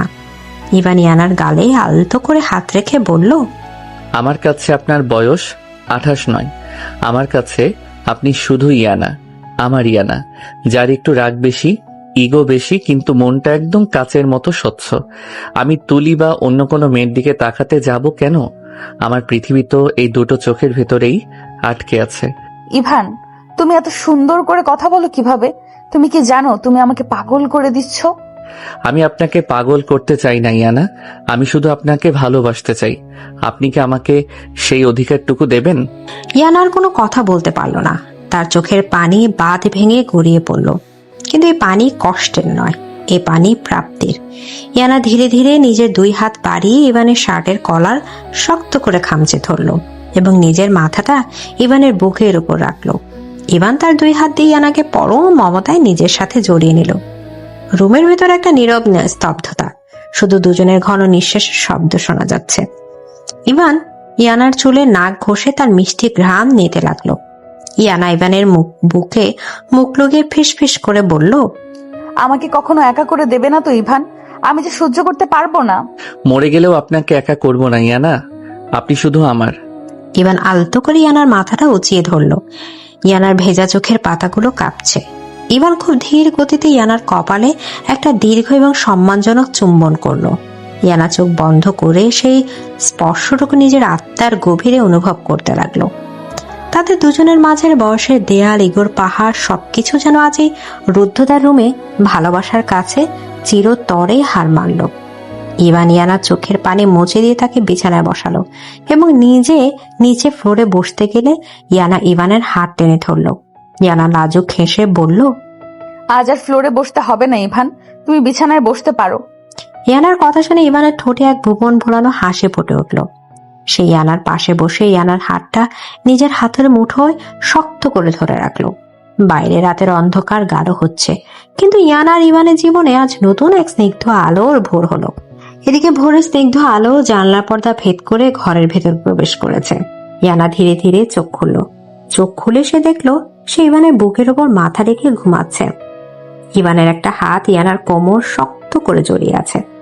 ইয়ানার 28 বছরের জীবনে এত শান্তিতে সে কোনো দিন ঘুমায়নি। ইভানের গায়ের মিষ্টি একটা সুবাস ইয়ানার মস্তিষ্ককে অবশ করে দিচ্ছে। ইয়ানা চাইলে উঠে যেতে, কিন্তু ইভানের মায়াবী মুখের দিকে তাকিয়ে তার আর উঠতে ইচ্ছা করলো না। ইয়ানা মুগ্ধ দৃষ্টিতে ইভানের মুখের দিকে তাকিয়ে রইল। 19 বছরের একটা ছেলের মুখে এত মায়া কিভাবে থাকতে পারে? হঠাৎ ইভান ঘুমের ঘোরেই ইয়ানাকে আরো শক্ত করে নিজের বুকের সাথে চেপে ধরল। ইয়ানার শ্বাস আটকে আসার উপক্রম হলো। ইভান, এই ইভান, ছাড়ো আমাকে, সকাল হয়ে গেছে, কেউ দেখে ফেললে কি ভাববে? যে যা ভাবার ভাবুক, আমি আমার নিজের বউকে জড়িয়ে ধরে ঘুমাচ্ছি, অন্য কারো বউকে তো নয়। আপনি এত ছটফট করছেন কেন ইয়ানা? আর একটু ঘুমাতে দিন না। তুমি কি সারা রাত এইভাবেই আমাকে জড়িয়ে ধরেছিলে? তোমার কি একটু লজ্জা করে না ইভান? আমি তোমার থেকে 9 বছরের বড়, তুমি আমাকে এভাবে... আপনি আবার শুরু করলেন ইয়ানা? আমি তো আপনাকে কাল রাতেই বলেছিলাম আমার কাছে আপনার বয়স 28 নয়। আপনি শুধুই আমার ইয়ানা, আর বউকে জড়িয়ে ধরে ঘুমাতে আবার কিসের লজ্জা? আপনি কি চাইছিলেন আমি কাল রাতের মতো ফ্লোরে গিয়ে ঘুমাই? ফ্লোরে ঘুমাতে বলি কে? কিন্তু তাই বলি এইভাবে? আচ্ছা ছাড়ো আমাকে, আমাকে অফিসে যেতে হবে। আজ মন্ত্রণালয়ে খুব জরুরি একটা মিটিং আছে। তুমি আমাকে ছাড়বে নাকি আমি জোর করে উঠবো? জোর করে উঠতে গেলে আপনার কোমরে আবার ব্যথা লাগবে। কাল সারা রাত তো ফ্লোরে বসে বসে কোমর ব্যথা বাঁধিয়েছিলেন। এখন চুপচাপ আর ঠিক 10টা মিনিট আমার বুকে মাথা রেখে শুয়ে থাকুন। আমি ঠিক 10 মিনিট পর আপনাকে ছেড়ে দেব, কথা দিচ্ছি। তুমি দিন দিন খুব অবাধ্য হয়ে যাচ্ছ ইভান। আমার কোনো কথাই তুমি শুনতে চাও না। আমি একজন সরকারি সচিব, আমার সময়ের অনেক মূল্য আছে। আমি জানি ম্যাডাম সচিব, কিন্তু আমি তো আপনার অফিসের ফাইল নই যে আপনি চাইলেই আমাকে দূরে সরিয়ে রাখবেন। আমি আপনার স্বামী, আর আমার এই ছোট বুকে আপনার জন্য যে বিশাল ভালোবাসা জমে আছে, তার কাছে আপনার অফিসের ওই মিটিংয়ের কোনো মূল্য নেই। ইভানের কথা শুনে ইয়ানার গাল দুটো লজ্জায় লাল হয়ে গেল। ইয়ানার কোনো তর্ক করলো না। সে ইভানের বুকে মুখ লুকিয়ে চুপচাপ শুয়ে রইল। ইভানের বুকের ধুকপুক শব্দ ইয়ানার কানের কাছে একটা অদ্ভুত সুর তৈরি করেছে। 10 মিনিট পর ইভান ইয়ানাকে আলতো করে ছেড়ে দিল। ইয়ানা তড়িঘড়ি করে উঠে ওয়াশরুমে চলে গেল। ইভান বিছানায় শুয়ে ইয়ানার যাওয়ার দিকে তাকিয়ে একটা মিষ্টি হাসি দিল। সকাল 9টা, ডাইনিং টেবিলে সবাই নাস্তা করতে বসেছে। ইয়ানা একটা হালকা নীল রঙের শাড়ি পরেছে, চুলগুলো একটা ক্লিপ দিয়ে আটকানো। ইয়ানাকে আজ অন্য দিনের চেয়ে অনেক বেশি স্নিগ্ধ সতেজ লাগছে। সুরাইয়া ফুফু আর চোখে ইয়ানাকে দেখে মুখ বাঁকিয়ে কথা শুরু করলেন। তা ইয়ানা, আজ তো তোমাকে বেশ খুশি খুশি লাগছে, ব্যাপার কি? কাল রাতের ওই বাচ্চা ছেলের সাথে ঝগড়া কি মিটে গেল নাকি? আমি তো ভাবলাম তুমি ওই ছেলেকে কাল রাতেই বাড়ি থেকে বের করে দেবে। ফুফু, আপনি সকালে নাস্তা করতে বসেছেন, নাস্তা করুন। অন্যের ব্যক্তিগত ব্যাপার নিয়ে মাথা ঘামানোটা আপনার খুব পুরনো অভ্যাস। কিন্তু আমি চাই না আপনি আমার আর ইভানের ব্যাপার নিয়ে কোনো মন্তব্য করুন। মন্তব্য করব না কেন? তুই তো আমাদের পরিবারের মেয়ে। আর ওই ইভানটা কি? ও তো আমাদের বাড়িতে আশ্রিত একটা ছেলে। ওর নিজের কোনো যোগ্যতা আছে? 19 বছরের একটা ছেলে যে কিনা নিজের পড়াশোনার খরচটাও বাবার থেকে নেয়, সে তোকে কিভাবে সুখী করবে ইয়ানা? তুই তো ওর টাকায় একবেলা ভালো করে খেতেও পারবি না। এদিকে সুরাইয়া ফুফুর কথা শুনে ইয়ানার হাতের চামচটা প্লেটের উপর সজোরে আছড়ে পড়ল। ইয়ানার চোখ দুটো রাগে জ্বলতে শুরু করেছে। সে কিছু বলতে যাবে, ঠিক তখনই ইভান ডাইনিং রুমে প্রবেশ করলো। ইভান ফুফুর কথাগুলো শুনতে পেয়েছিল, কিন্তু তার মুখে কোনো রাগের ছাপ নেই। সে খুব শান্ত পায়ে ইয়ানার পাশের চেয়ারটা এসে বসলো। গুড মর্নিং ফুপু। আপনি ঠিকই বলেছেন, আমি 19 বছরের একটা স্টুডেন্ট। আমার নিজের কোনো টাকা নেই। কিন্তু আপনি কি জানেন ফুপু, একজন মানুষকে সুখী করার জন্য শুধু পকেটে টাকা থাকলেই হয় না, বুকে একটা বড় মন থাকতে হয়। ইয়ানার নিজের অনেক টাকা আছে, ওর আমার টাকার কোনো দরকার নেই। ওর শুধু একটু সম্মান আর ভালোবাসার দরকার, যেটা আমি ওকে আমার পুরো জীবন দিয়ে দেব। বড় বড় কথা তো সবাই বলতে পারে ভান, কিন্তু দিন শেষে যখন ইয়ানা দেখবে ওর বন্ধুরা তাদের স্বামীদের সাথে দামি গাড়িতে ঘুরছে, দামি রেস্টুরেন্টে খাচ্ছে, আর তুই ওকে রিকশায় করে ঘোরাচ্ছিস, তখন ওর ওই ভালোবাসার জানালা দিয়ে পালাবে। ফুফু, জাস্ট স্টপ ইট। আপনি কি আমাকে আপনার মতো লোভী ভেবেছেন? আমার দামি গাড়ি বা দামি রেস্টুরেন্টের কোনো শখ নেই। ইভান যদি আমাকে রিক্সা করেও পুরো ঢাকা শহর ঘোরায়, আমি তাতেই সবচেয়ে বেশি খুশি হব। কারণ ইভান আমাকে সম্মান করতে জানে, যে রফিক সাহেবের মতো কোটিপতি লোকগুলোও জানে না। আপনি আর একটাও বাজে কথা বলবেন না ইভানকে নিয়ে। শান্ত হন ইয়ানা। ফুপু গুরুজন মানুষ, ওনার কথায় রেগে যাওয়ার কিছু নেই। ফুপু ওনার অভিজ্ঞতার জায়গা থেকে কথাগুলো বলছেন। কিন্তু আমি কথা দিচ্ছি ফুপু, পড়াশোনা শেষ করে আমি একদিন অনেক বড় একটা আইটি ফার্ম দেব। তখন ইয়ানাকে আমি নিজের টাকায় দামি গাড়িতেই ঘোরাবো, আপনারা শুধু আমাদের জন্য দোয়া করবেন। ইভানের এমন ঠান্ডার পরিপক্ক কথা শুনে সুরাইয়া ফুফু আর কিছু বলার সুযোগ পেলেন না। তিনি গজগজ করতে করতে উঠে চলে গেলেন। ইয়ানা অবাক দৃষ্টিতে ইভানের দিকে তাকিয়ে রইল। কেউ তাকে এতক্ষণ অপমান করলো আর সে একটু রাগ করলো না। ইয়ানার বুকের ভেতর ইভানের প্রতি সম্মানটা যেন আরো কয়েক গুণ বেড়ে গেল। তুমি এত শান্ত কিভাবে থাকতে পারো ইভান? ফুফু তোমাকে এতগুলো কথা শোনালো, তুমি একটু রাগ করলে না? আমি তো রাগে কাঁপছিলাম। আমি রাগ করিনি, কারণ আমি জানি আপনি আমার পাশে আছেন। আপনি যখন সবার সামনে আমাকে নিজের স্বামী হিসেবে স্বীকৃতি দিলেন, আমাকে ডিফেন্ড করলেন, তখন আমার মনে হলো আমি পৃথিবীর সবচেয়ে ধনী মানুষ। ইয়ানা, আপনি আমার জন্য যা করেছেন তার কাছে ফুপুর ওই দুটো কথার কোনো মূল্য নেই। আপনি তাড়াতাড়ি নাস্তাটা শেষ করুন, আপনাকে অফিসে যেতে হবে। তুমি খাবে না? এসো আমার সাথে বসে খাও। আপনি খাইয়ে দিলে খেতে পারি, নিজের হাতে খেতে আজ একদম ইচ্ছে করছে না। ইয়ানা প্রথমটায় একটু থতমত খেয়ে গেল। ডাইনিং রুমে যদিও তার কেউ নেই, কিন্তু এমন খোলা জায়গায় ইভানকে খাইয়ে দিতে ইয়ানার ভীষণ লজ্জা লাগছিল। কিন্তু ইভানের চোখের এই মায়া ভরা চাহনি ইয়ানা এড়াতে পারল না। কিন্তু সে নিজের প্লেট থেকে এক লোকমা খাবার তুলে ইভানের মুখের সামনে ধরল। ইভান হাসি মুখে খাবারটা খেয়ে নিল। ইয়ানার মনে হলো তার 28 বছরের জীবনে এর চেয়ে সুন্দর সকাল আর কোনোদিন আসেনি। দুপুর 1টা, সচিবালয় ইয়ানার অফিস। ইয়ানা আজ একটা খুব গুরুত্বপূর্ণ মিটিং এ ব্যস্ত। অফিসে কাজের এত চাপ যে তার মাথা ব্যথা শুরু হয়ে গেছে। সে তার পার্স চেক করে দেখলো তার মাথা ব্যথার ওষুধটা সে বাড়িতে ফেলে এসেছে। এদিকে তার জরুরি একটা ফাইলও সে আনতে ভুলে গেছে। ইয়ানা তার পিএস আনিসকে ডাকলো। আনিস, আমার আজ খুব মাথা ব্যথা করছে, আর আমি নীল রঙের ওই জরুরি ফাইলটাও বাড়িতে ফেলে এসেছি। তুমি কি একটু কষ্ট করে আমার বাড়িতে গিয়ে ফাইলটা আর আমার ওষুধটা নিয়ে আসবে? অবশ্যই ম্যাডাম, আমি এখনই যাচ্ছি। 8 ঘন্টা পর ইয়ানার কেবিনের দরজা নক হলো। ইয়ানা চোখ বন্ধ করে চেয়ারে মাথা এলিয়ে বসেছিল। সে ভাবলো আনিস ফিরে এসেছে। ভেতরে এসো আনিস, ফাইলটা টেবিলের উপর রাখো। আনিস নয় ম্যাডাম, আমি ইভান। আপনার ফাইল আর ওষুধ নিয়ে এসেছি। ইভানের গলা শুনে ইয়ানা চমকে চোখ খুলল। ইভান একটা সাদা শার্ট আর কালো প্যান্ট পরে দাঁড়িয়ে আছে, হাতে সেই নীল রঙের ফাইল আর একটা ওষুধের পাতা। ইয়ানা অবাক হয়ে উঠে দাঁড়ালো। তুমি তুমি এখানে কেন এসেছো? আনিস কোথায়? আনিস ভাইয়া ড্রয়িং রুমে অপেক্ষা করছিলেন। আমি দেখলাম আপনার ফাইল আর ওষুধ দরকার, তাই আমি নিজেই নিয়ে এলাম। আপনি তো না খেয়ে ওষুধ খাবেন না, তাই আমি বাসা থেকে আপনার জন্য খাবারও নিয়ে এসেছি। ইভান, এটা আমার অফিস, এখানে আমি একজন কড়া সচিব। তুমি এখানে এভাবে চলে আসবে আমি ভাবতেও পারিনি। অফিসের সবাই যদি দেখে তারা কি ভাববে? তারা তো জানে না আমার বিয়ে হয়েছে। কেউ কিছু ভাববে না ইয়ানা, আর ভাবলেই বাকি। আমি তো চুরি করে আসিনি, আমি আমার স্ত্রীর কাছে এসেছি। আপনি কি লজ্জিত যে আমি আপনার স্বামী? না না, একদম না ইভান, আমি লজ্জিত নই। আমি শুধু ভাবছিলাম আমার বয়সটা, অফিসের লোকজন যদি তোমাকে দেখে হাসাহাসি করে। কেউ হাসবে না ইয়ানা, আপনি আগে খাবারটা খেয়ে ওষুধটা খেয়ে নিন। আপনার মুখ দেখে বুঝতে পারছি আপনার মাথা খুব ব্যথা করছে। ইভান টিফিন ক্যারিয়ার থেকে খাবার বের করে টেবিলের উপর গুছিয়ে রাখলো। ইয়ানা বাধ্য মেয়ের মতো খাবার খেতে শুরু করলো। ইভান ইয়ানার জন্য এক গ্লাস পানি ঢেলে রাখলো। ঠিক তখনই ইয়ানার কেবিনের দরজা খুলে ভেতরে ঢুকলো মাহমুদ সাহেব। মাহমুদ সাহেব এই অফিসের একজন দুর্নীতিবাজ অফিসার এবং ইয়ানার প্রবল প্রতিদ্বন্দ্বী। আরে ম্যাডাম, আপনি খাবার খাচ্ছেন? আমি কি ডিস্টার্ব করলাম? তা এই সুন্দর ছেলেটিকে আপনার নতুন পিএস নাকি? ও সরি, আপনার তো পিএ আছে। তা ভাই, তুমি কোন কলেজে পড়ো? ম্যাডামের ছোট ভাই নাকি তুমি? মাহমুদ সাহেবের কথা স্পষ্ট একটা তাচ্ছিল্যের সুর ছিল। ইয়ানা খাওয়া থামিয়ে রাগী চোখে মাহমুদ সাহেবের দিকে তাকালো। ইয়ানা কিছু বলতে যাবে তার আগে ইভান খুব মিষ্টি করে হেসে মাহমুদ সাহেবের দিকে ঘুরে দাঁড়ালো।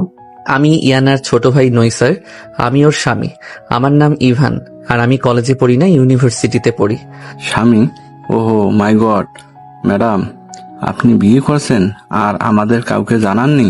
তা ম্যাডাম, আপনি কি নিজের জন্য একটা বাচ্চা ছেলেকে পছন্দ করলেন? আপনার তো বয়স কম হয়নি।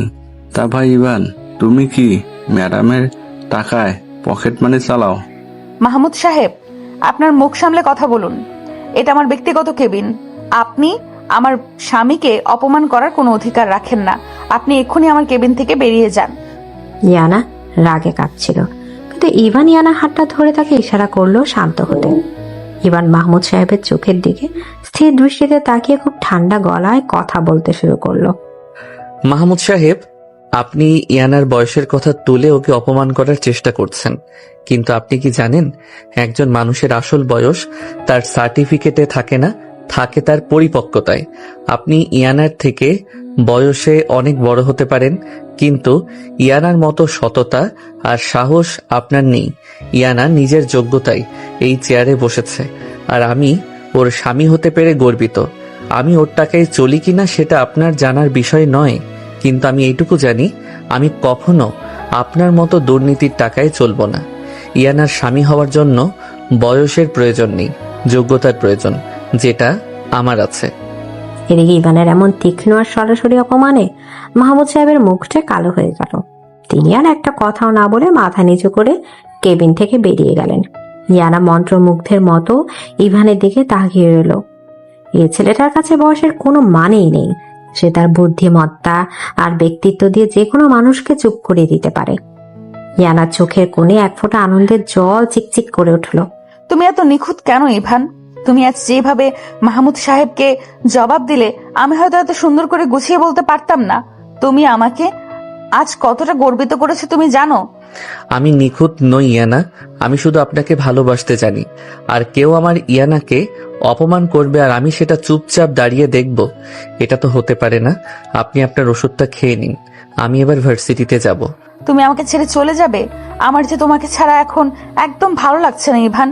তুমি কি আমার সাথে আর কিছুক্ষণ থাকতে পারো না? ম্যাডাম সচিব, আপনার অফিসে কাজ আছে, আপনি মন দিয়ে কাজ করুন। আমি রাতে তাড়াতাড়ি বাড়ি চলে আসব, কথা দিচ্ছি।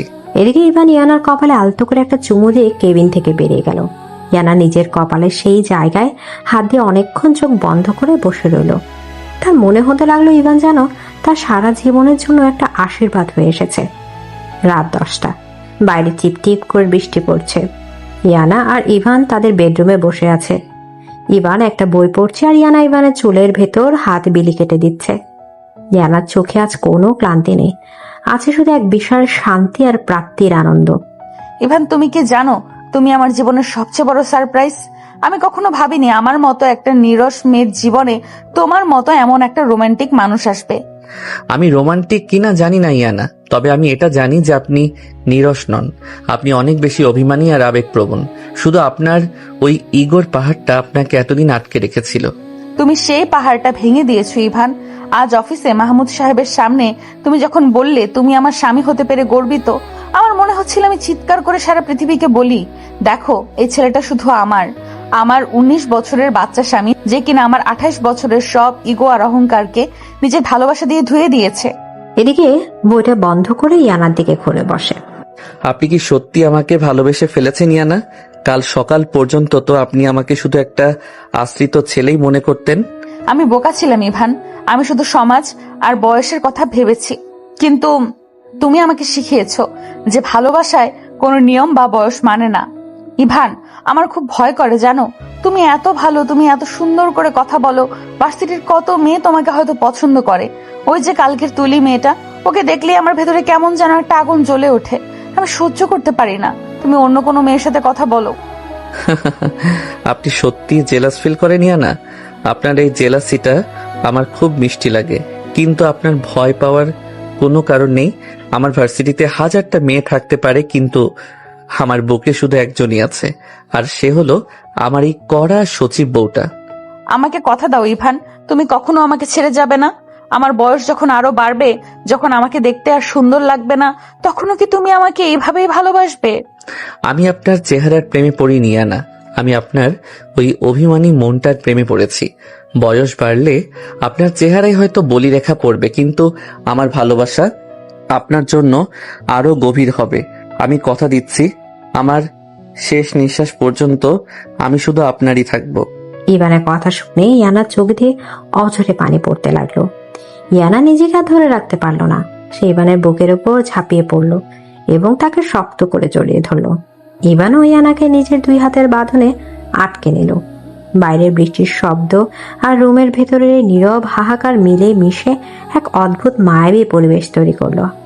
ইয়ানা ইভানের বুকে মুখ লুকিয়ে বাচ্চাদের মতো কাঁদতে লাগলো। তুমি আমাকে পাগল করে দিলে ইভান। আমি যে তোমাকে কতটা ভালোবেসে ফেলেছি আমি নিজেও জানি না। আমি শুধু জানি তোমাকে ছাড়া আমি আর এক মুহূর্তও বাঁচতে পারবো না। আপনাকে বাঁচতেও হবে না ইয়ানা। আপনি শুধু এভাবেই আমার বুকে মাথা রেখে আপনার সব কষ্ট, সব ইগো আর সব অভিমান দূর করে দিন। আমি আপনার সব দায়িত্ব নিতে প্রস্তুত। এদিকে ইভান ইয়ানার মাথাটা আলতো করে উঁচু করে ধরলো। ইয়ানার ভেজা চোখের পাতাগুলো কাঁপছে। ইভানের চোখের গভীরতায় ইয়ানা নিজেকে হারিয়ে ফেললো। ইভান খুব ধীর এবং সম্মানজনকভাবে ইয়ানার কপালে, চোখে এবং গালে আলতো করে চুমো দিতে লাগলো। ইয়ানা চোখ বন্ধ করে ইভানের সেই স্নিগ্ধ ভালোবাসাগুলো নিজের আত্মার গভীরে অনুভব করতে লাগলো। কোনো তাড়াহুড়ো নেই, কোনো জোর নেই, আছে শুধু এক বিশুদ্ধ প্রেমেই নীরব আত্মসমর্পণ। বয়সের সব দেয়াল, সমাজের সব কটূক্তি আজ এই রুদ্ধতার ঘরে তাদের দুজনের ভালোবাসার কাছে চিরতরে মাথা নত করলো। ইভান ইয়ানাকে আরো শক্ত করে নিজের বুকের সাথে জড়িয়ে নিল। আর ইয়ানা বুঝতে পারলো সে তার জীবনের সবচেয়ে নিরাপদ আশ্রয়ে এসে পৌঁছেছে। সকাল থেকে ইয়ানাদের বাড়িতে বেশ উৎসব মুখর পরিবেশ। আজ ইয়ানার বাবা রাশেদ সাহেবের বিবাহ বার্ষিকী। শরীর খারাপ থাকলেও তিনি আজ খুব খুশি। ইয়ানা ড্রয়িং রুমে বসে অফিসের কিছু কাজ করছিল।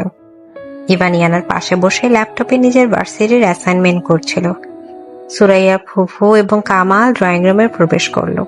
কামাল তাচ্ছিলের হাসি দিয়ে বলল, কি ব্যাপার ইয়ানা, তুমি তো দেখি অফিসের কাজও বাড়িতে নিয়ে এসেছো। তো তোমার এই বাচ্চা স্বামীটা কি করছে? ও কি তোমার পিএস হিসেবে কাজ শুরু করলো নাকি? ইয়ানা ল্যাপটপ থেকে চোখ সরিয়ে কামালের দিকে তাকালো। ইয়ানার চোখে বিরক্তি।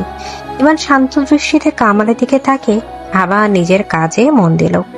ইয়ানা গম্ভীর গলায় বলল, ও আমার পিএস হতে যাবে কেন? ইভান ভার্সিটিতে পড়ে, ও নিজের পড়াশোনার কাজ করছে। তোমাদের সমস্যা কি? সমস্যা তো কিছুই নেই মা, তবে তোকে এত কাজ করতে দেখে খারাপ লাগে। অন্য মেয়েদের স্বামীরা তাদের কত আরামে রাখে, আর তোর কপালে জুটলো এমন এক স্বামী যাকে তোরই বসে বসে খাওয়াতে হচ্ছে। ভার্সিটিতে পড়ে তো কি হয়েছে, পড়াশোনার খরচ তো তোর টাকায় চলছে। ইভানের আঙুলগুলো ল্যাপটপের কিবোর্ডের উপর থেমে গেল। ইয়ানার বুকের ভেতরটা কেঁপে উঠল। সে জানে ইভান তার টাকায় চলে না। ইভানের পড়াশোনার খরচ তার বাবা দেয়, কিন্তু আজ বাড়িতে অনেক মেহমান।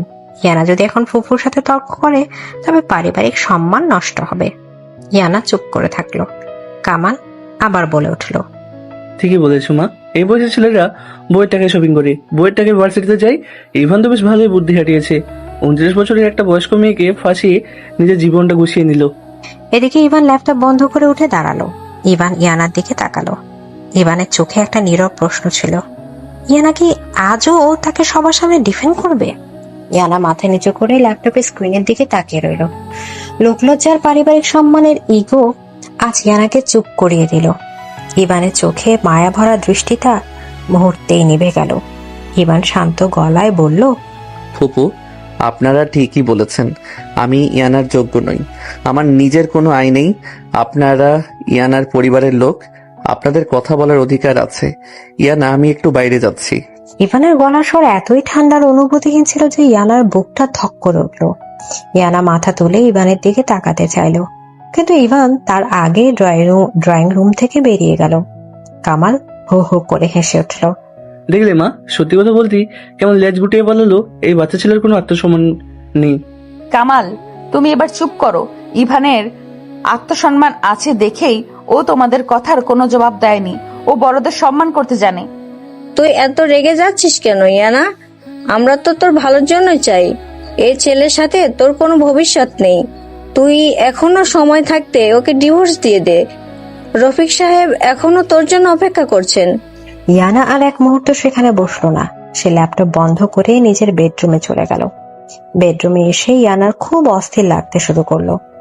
ইভানের এই শূন্য দৃষ্টিটা ইয়ানার মস্তিষ্ককে পাগল করে দিচ্ছে।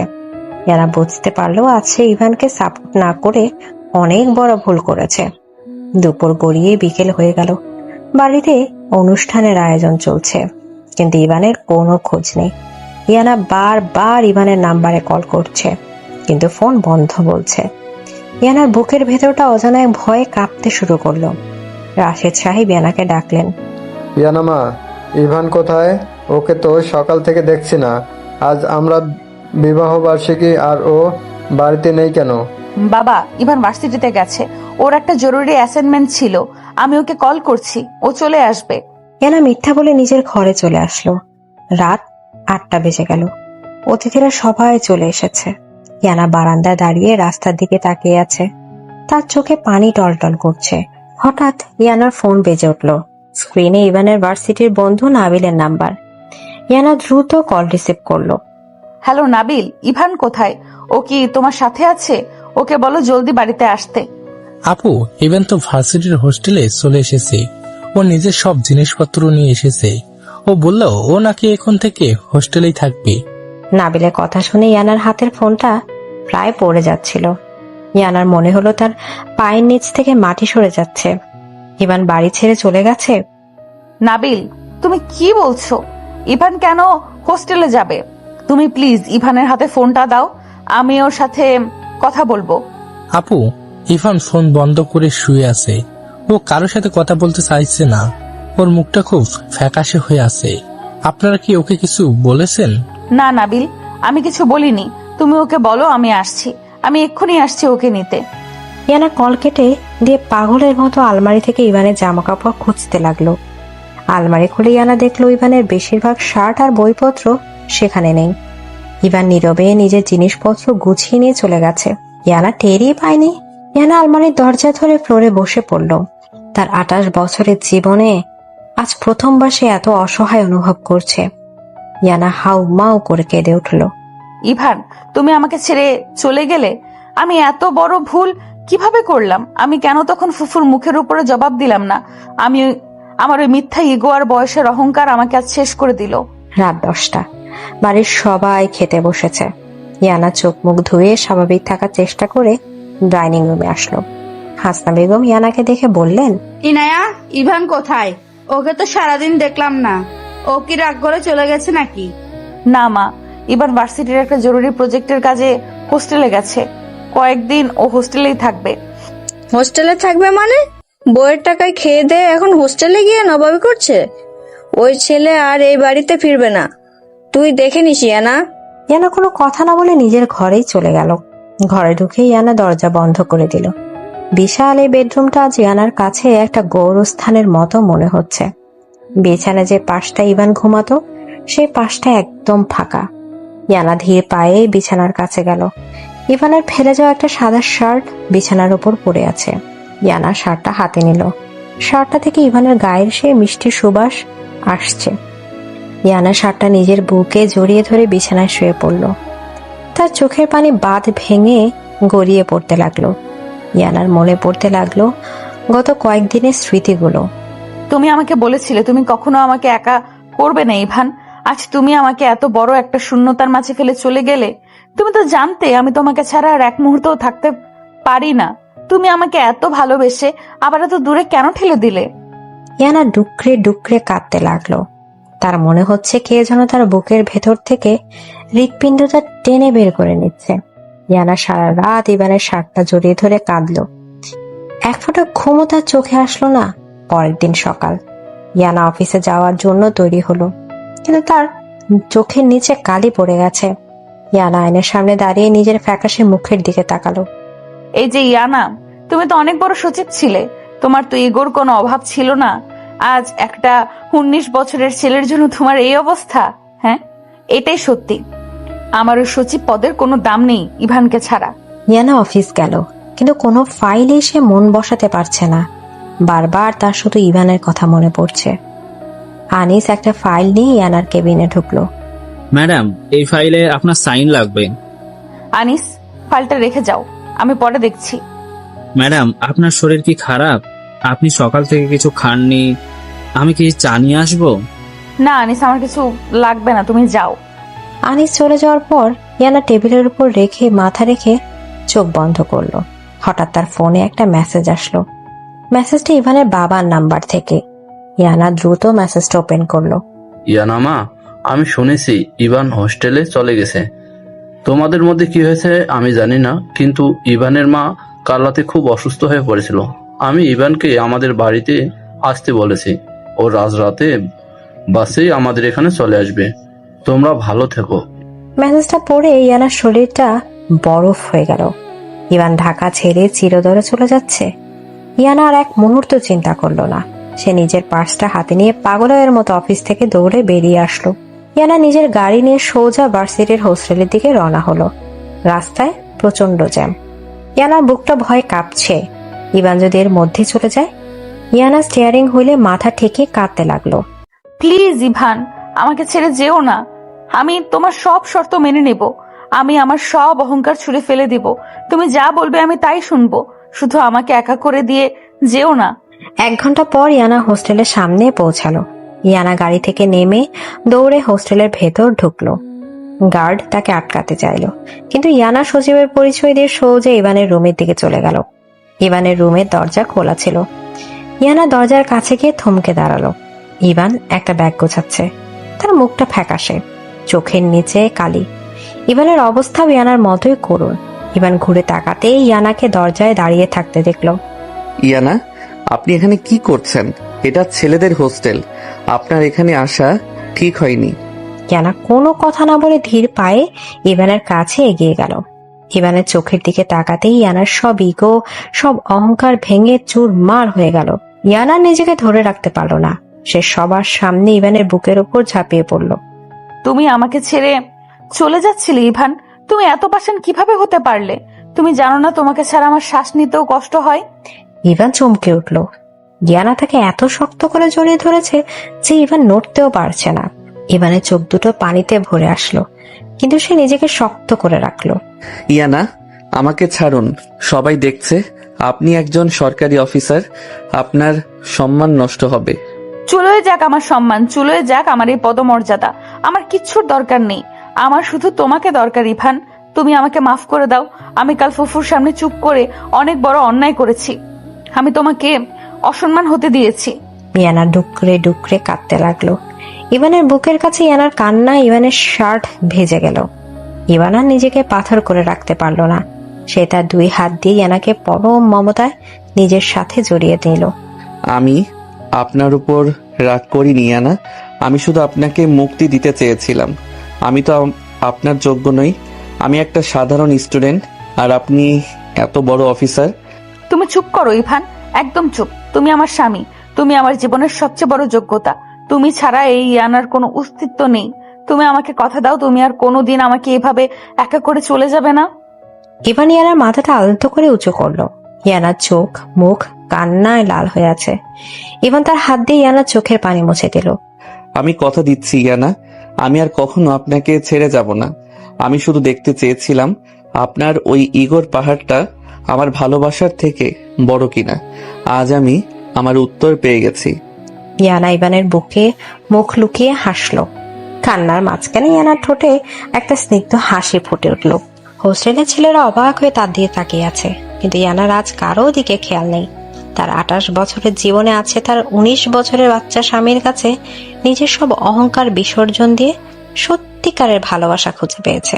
এদিকে ইয়ানার গাড়িতে করে ইভান আর ইয়ানা বাড়ির দিকে ফিরে যাচ্ছে। গাড়ির ভেতর একদম পিনপতন নীরবতা।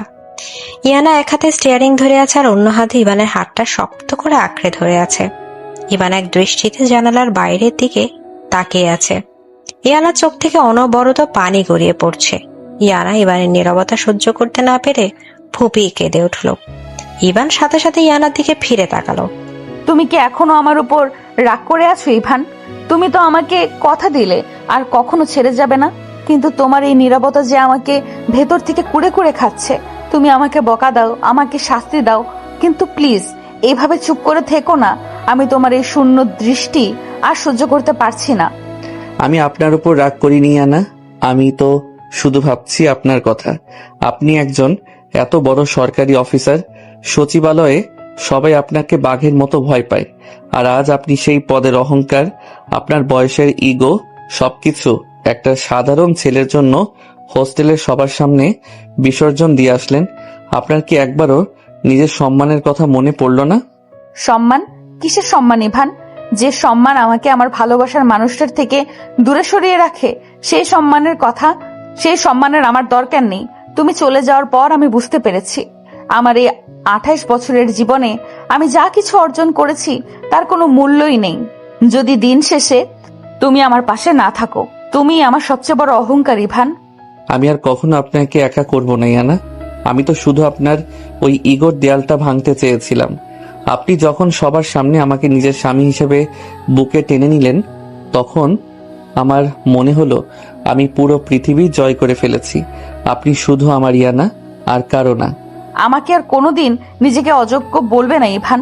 তুমি যদি অযোগ্য হও তাহলে এই পৃথিবীতে আমার যোগ্য আর কেউ নেই। তুমি শুধু 19 বছরের একটা ছেলে নাও। তুমি আমার অভিভাবক, তুমি আমার স্বামী। আমি সারা জীবন তোমার এই বুকে মাথা গুজে বেঁচে থাকতে চাই। ইয়ানার কথা শুনে ইভানের ঠোঁটে এক অদ্ভুত প্রশান্তির হাসি ফুটে উঠল। ইভান তার ডান হাতটা বাড়িয়ে ইয়ানার চোখের পানি আলতো করে মুছে দিল। ইয়ানা গাড়িটা রাস্তায় একপাশে ব্রেক কষে থামিয়ে ইভানের বুকের উপর ঝাঁপিয়ে পড়ল। ইভান ইয়ানার চুলে বড় মমতায় হাত বুলিয়ে দিতে লাগলো। কিছুক্ষণ পর ইয়ানা গাড়ি স্টার্ট দিল। তারা দুজনে বাড়িতে এসে পৌঁছালো, কিন্তু ড্রয়িং রুমে ঢুকতেই ইয়ানা থমকে দাঁড়ালো। ড্রয়িং রুমে ইয়ানার বাবা, মা, ফুফু, কামালের সাথে ইভানের বাবা আবরার সাহেব এবং ইভানের মা সালমা বেগম বসে আছেন। সালমা বেগম ইয়ানাকে দেখেই বসা থেকে উঠে দাঁড়ালেন। এসেছো তুমি? আমার ছেলেকে হোস্টেল থেকে ভুলিয়ে ভালে আবার এই বাড়িতে নিয়ে এসেছো? তোমার তো কোনো লজ্জা শরম নেই ইয়ানা। 28 বছরের একটা বয়স্ক মেয়ে হয়ে তুমি 19 বছরের একটা বাচ্চার জীবনটা এভাবে কি নষ্ট করে দিচ্ছ? তোমার কি একটু মায়া হলো না আমার ছেলেটার উপর? দেখো ভাবি, আমি তো আগেই বলেছিলাম এই মেয়ে কোনোদিন ওই ছেলেকে ছাড়বে না। সচিবের ক্ষমতা দেখিয়ে ওকে জোর করে আটকে রেখেছে। ইভান তো কাল রাতেই এই বাড়ি থেকে চিরতরে চলে গিয়েছে। ফুপু, আপনি আপনার মুখটা এবার বন্ধ রাখবেন। আমি কাল বাড়ি থেকে চলে গিয়েছিলাম ঠিকই, কিন্তু আমি ইয়ানাকে ছেড়ে যাইনি। আমি শুধু ইয়ানার অভিমান ভাঙাতে গিয়েছিলাম। আপনারা ইয়ানাকে আর একটাও বাজে কথা বলবেন না। তুই চুপ কর ইভান। তুই তো এক বয়স্ক মহিলার জাদুতে অন্ধ হয়ে গেছিস। ও তোকে কি এমন খাইয়েছে যে তুই নিজের বাবা, মা, নিজের ভবিষ্যৎ সব ভুলে বাড়িতে পড়ে আছিস? আমি আজই তোকে নিয়ে যাব, আর এই মেয়ের সাথে তোর ডিভোর্স আজই হবে। ডিভোর্স শব্দটা শোনার সাথে সাথে ইয়ানার পায়ের তলা থেকে যেন মাটি সরে গেল। ইয়ানা আর এক মুহূর্ত চিন্তা না করে সরাসরি সালমা বেগমের পায়ের কাছে ফ্লোরে বসে পড়ল। ইয়ানা সালমা বেগমের দুই পা শক্ত করে জড়িয়ে ধরল। উপস্থিত সবাই এই দৃশ্য দেখে চরম অবাক হয়ে গেল। ইভান চমকে উঠে ইয়ানাকে তুলতে গেল। ইয়ানা, আপনি কি করছেন? উঠুন, ফ্লোর থেকে উঠুন বলছি। না ইভান, আমাকে ধরতে এসো না। আজ আমাকে বলতে দাও। মা, আপনি আমাকে বয়স্ক বলছেন, আমাকে নির্লজ্জ বলছেন। আমি সবকিছু মাথা পেতে নেব, কিন্তু প্লিজ ইভানকে আমার থেকে কেড়ে নেবেন না। আমি ইভানকে ছাড়া এক মুহূর্তও বাঁচতে পারবো না মা। তুমি সব কি নাটক শুরু করেছো ইয়ানা? আমার পা ছাড়ো। তুমি এত বড় একজন অফিসার, তুমি আমার পা ধরে খাচ্ছ? তোমার তো ইগোর কোনো অভাব ছিল না। আজ হঠাৎ এত দরদ কোথা থেকে আসলো? আমার কোনো ইগো নেই মা। আমি কোনো অফিসার নই। আমি শুধু আপনার ছেলের স্ত্রী। আমি জানি আমার বয়স 28। আমি ইভানের থেকে 9 বছরের বড়, কিন্তু বিশ্বাস করুন মা, আমি ইভানকে আমার নিজের জীবনের থেকেও বেশি ভালোবাসি। আমি আপনাদের সব কথা মেনে নিব। আপনারা যা বলবেন আমি তাই শুনবো। আমি চাকরি ছেড়ে দিব। আমি আপনাদের বাড়িতে গিয়ে সাধারণ বউয়ের মতো থাকবো, কিন্তু প্লিজ আমাকে ডিভোর্স দিতে বলবেন না। ইয়ানা, আমি আপনাকে শেষবারের মতো বলছি, আপনি পা ছাড়ুন। আমার স্ত্রী কারো পায়ের কাছে বসে কাঁদবে, এটা আমি কোনোদিন সহ্য করব না। আপনি উঠুন বলছি। ইভান জোর করে ইয়ানাকে ফ্লোর থেকে টেনে তুলল। ইভান ইয়ানাকে নিজের বুকের সাথে শক্ত করে জড়িয়ে ধরল। ইভান তার মায়ের দিকে তাকিয়ে অত্যন্ত গম্ভীর এবং দৃঢ় গলায় বলতে শুরু করলো। মা, তুমি জানতে চেয়েছিলে না ইয়ানা আমাকে কি জাদু করেছে? আজ নিজের চোখেই তো দেখলে যে মেয়েটা কারোর সামনে মাথা নোয়াতে জানে না, সে আজ শুধু আমাকে হারানোর ভয়ে তোমার পা ধরে কাঁদলো। এটাই ওর জাদু।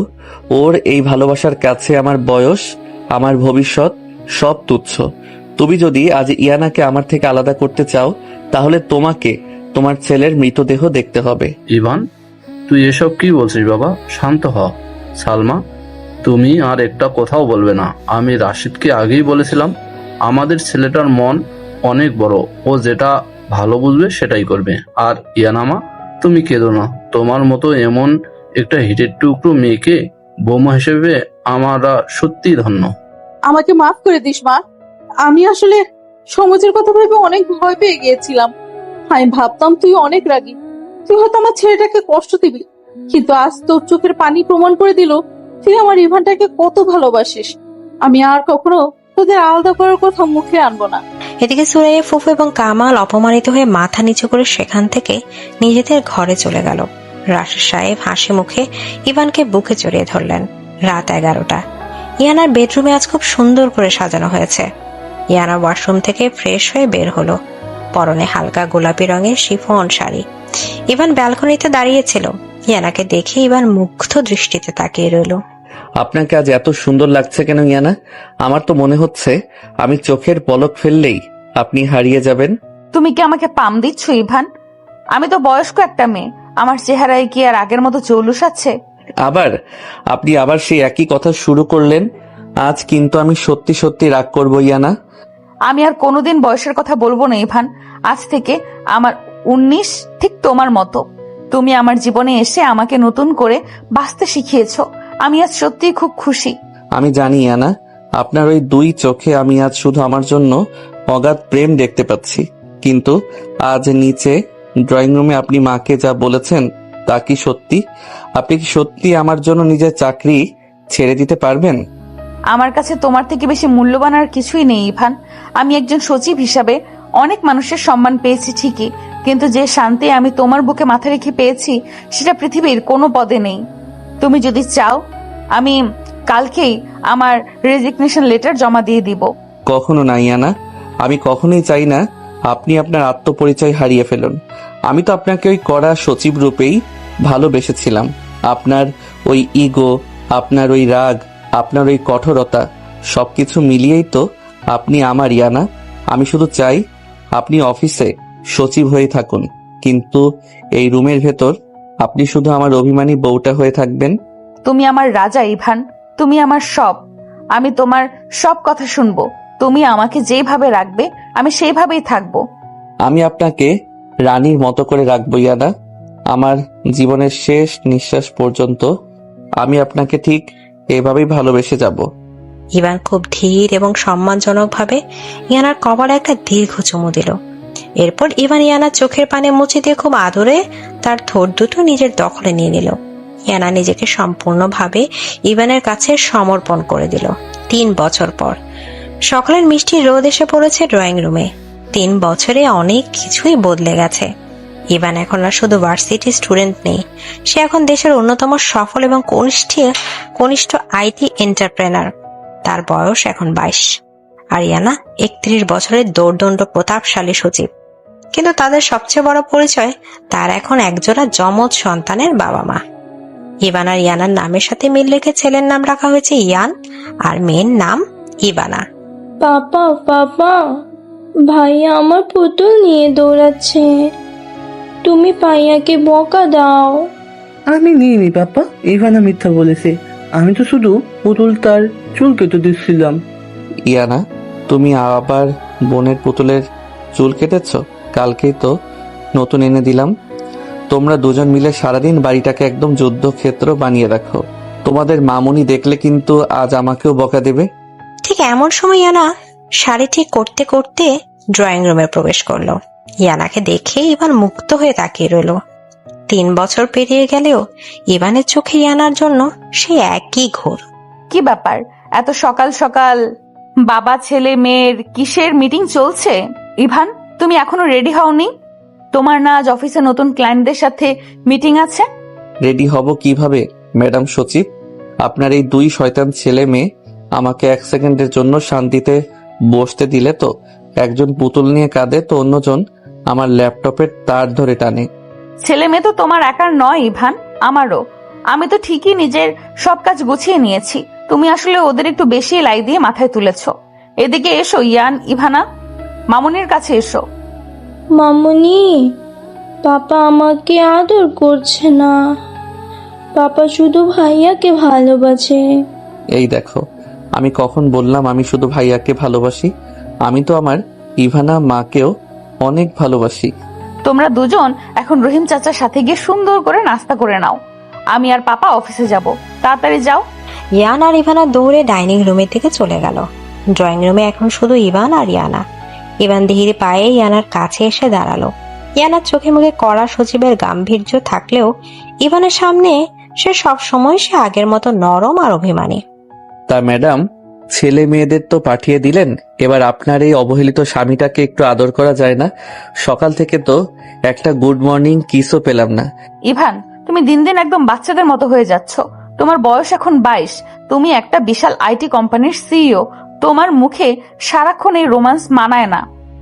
অফিসে যাওয়ার সময় হয়েছে, এখন এসব পাগলামি ছাড়ো। বয়স 22 হোক আর 100 হোক, আপনার সামনে তো আমি সেই 19 বছরের বাচ্চা ইভানই আছি ইয়ানা, আর রোমান্স তো আমার অধিকার। তোমার সাথে কথায় আমি কোনোদিন পারবো না ইভান। আচ্ছা শোনো, আজ বিকেলে কিন্তু আমার ছুটি, তুমি অফিস থেকে তাড়াতাড়ি ফিরবে। আমরা বাচ্চাদের নিয়ে একটু বাইরে ঘুরতে যাব। বাচ্চাদের নিয়ে তো রোজই ঘুরি ইয়ানা, আজ না হয় শুধু আমি আর আপনি ঘুরতে গেলাম। কতদিন আপনার হাত ধরে রিকশায় করে বৃষ্টিতে ভেজা হয় না? তুমি পাগল হয়েছো? 31 বছরের এই বয়স্ক মহিলাকে নিয়ে তুমি রিকশায় বৃষ্টিতে ভিজবে? মানুষজন দেখলে হাসবে না? বলবে এত বড় একজন সিইও তার বয়স্ক বউকে নিয়ে এসব পাগলামি করছে। আবার 3 বছর পর আজ আবার আপনি বয়সের কথা তুললেন ইয়ানা।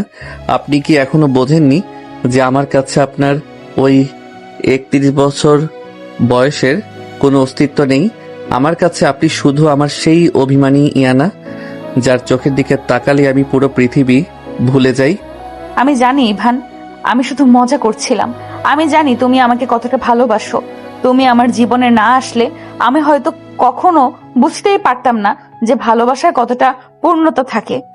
আমি আপনাকে অনেক ভালোবাসি ইয়ানা। আমার জীবনের সবচেয়ে সুন্দর সিদ্ধান্ত ছিল ওই বিয়ের আসরে সবার সামনে আপনার দায়িত্ব নেয়া। আমি আমার সারা জীবন ঠিক এইভাবেই আপনার চোখের মায়ায় আটকে থাকতে চাই। আমিও তোমাকে অনেক ভালোবাসি ইভান। আমার অহংকার, আমার সম্মান, আমার বেঁচে থাকার একমাত্র কারণ শুধু তুমি। ইভান ইয়ানার কোমরে হাত রেখে তাকে নিজের আরো কাছে টেনে নিল। ইয়ানা ইভানের বুকে মাথা রাখলো। ইভান খুব আদরে ইয়ানার কপালে একটা দীর্ঘ চুমু দিল। 3 বছর আগে যে ইগোর দেয়াল আর বয়সের পার্থক্য তাদের মাঝে দূরত্ব তৈরি করেছিল, আজ সেসব বাধা পেরিয়ে তারা এক সুন্দর পূর্ণতার সাগরে ভাসছে। ইয়ানার ইভানার হাসির শব্দ পুরো বাড়িটাকে মাতিয়ে রেখেছে, আর তার মাঝে দুটো হৃদয় একে অপরের ভালোবাসায় চিরকালের জন্য বাধা পড়ে গেল।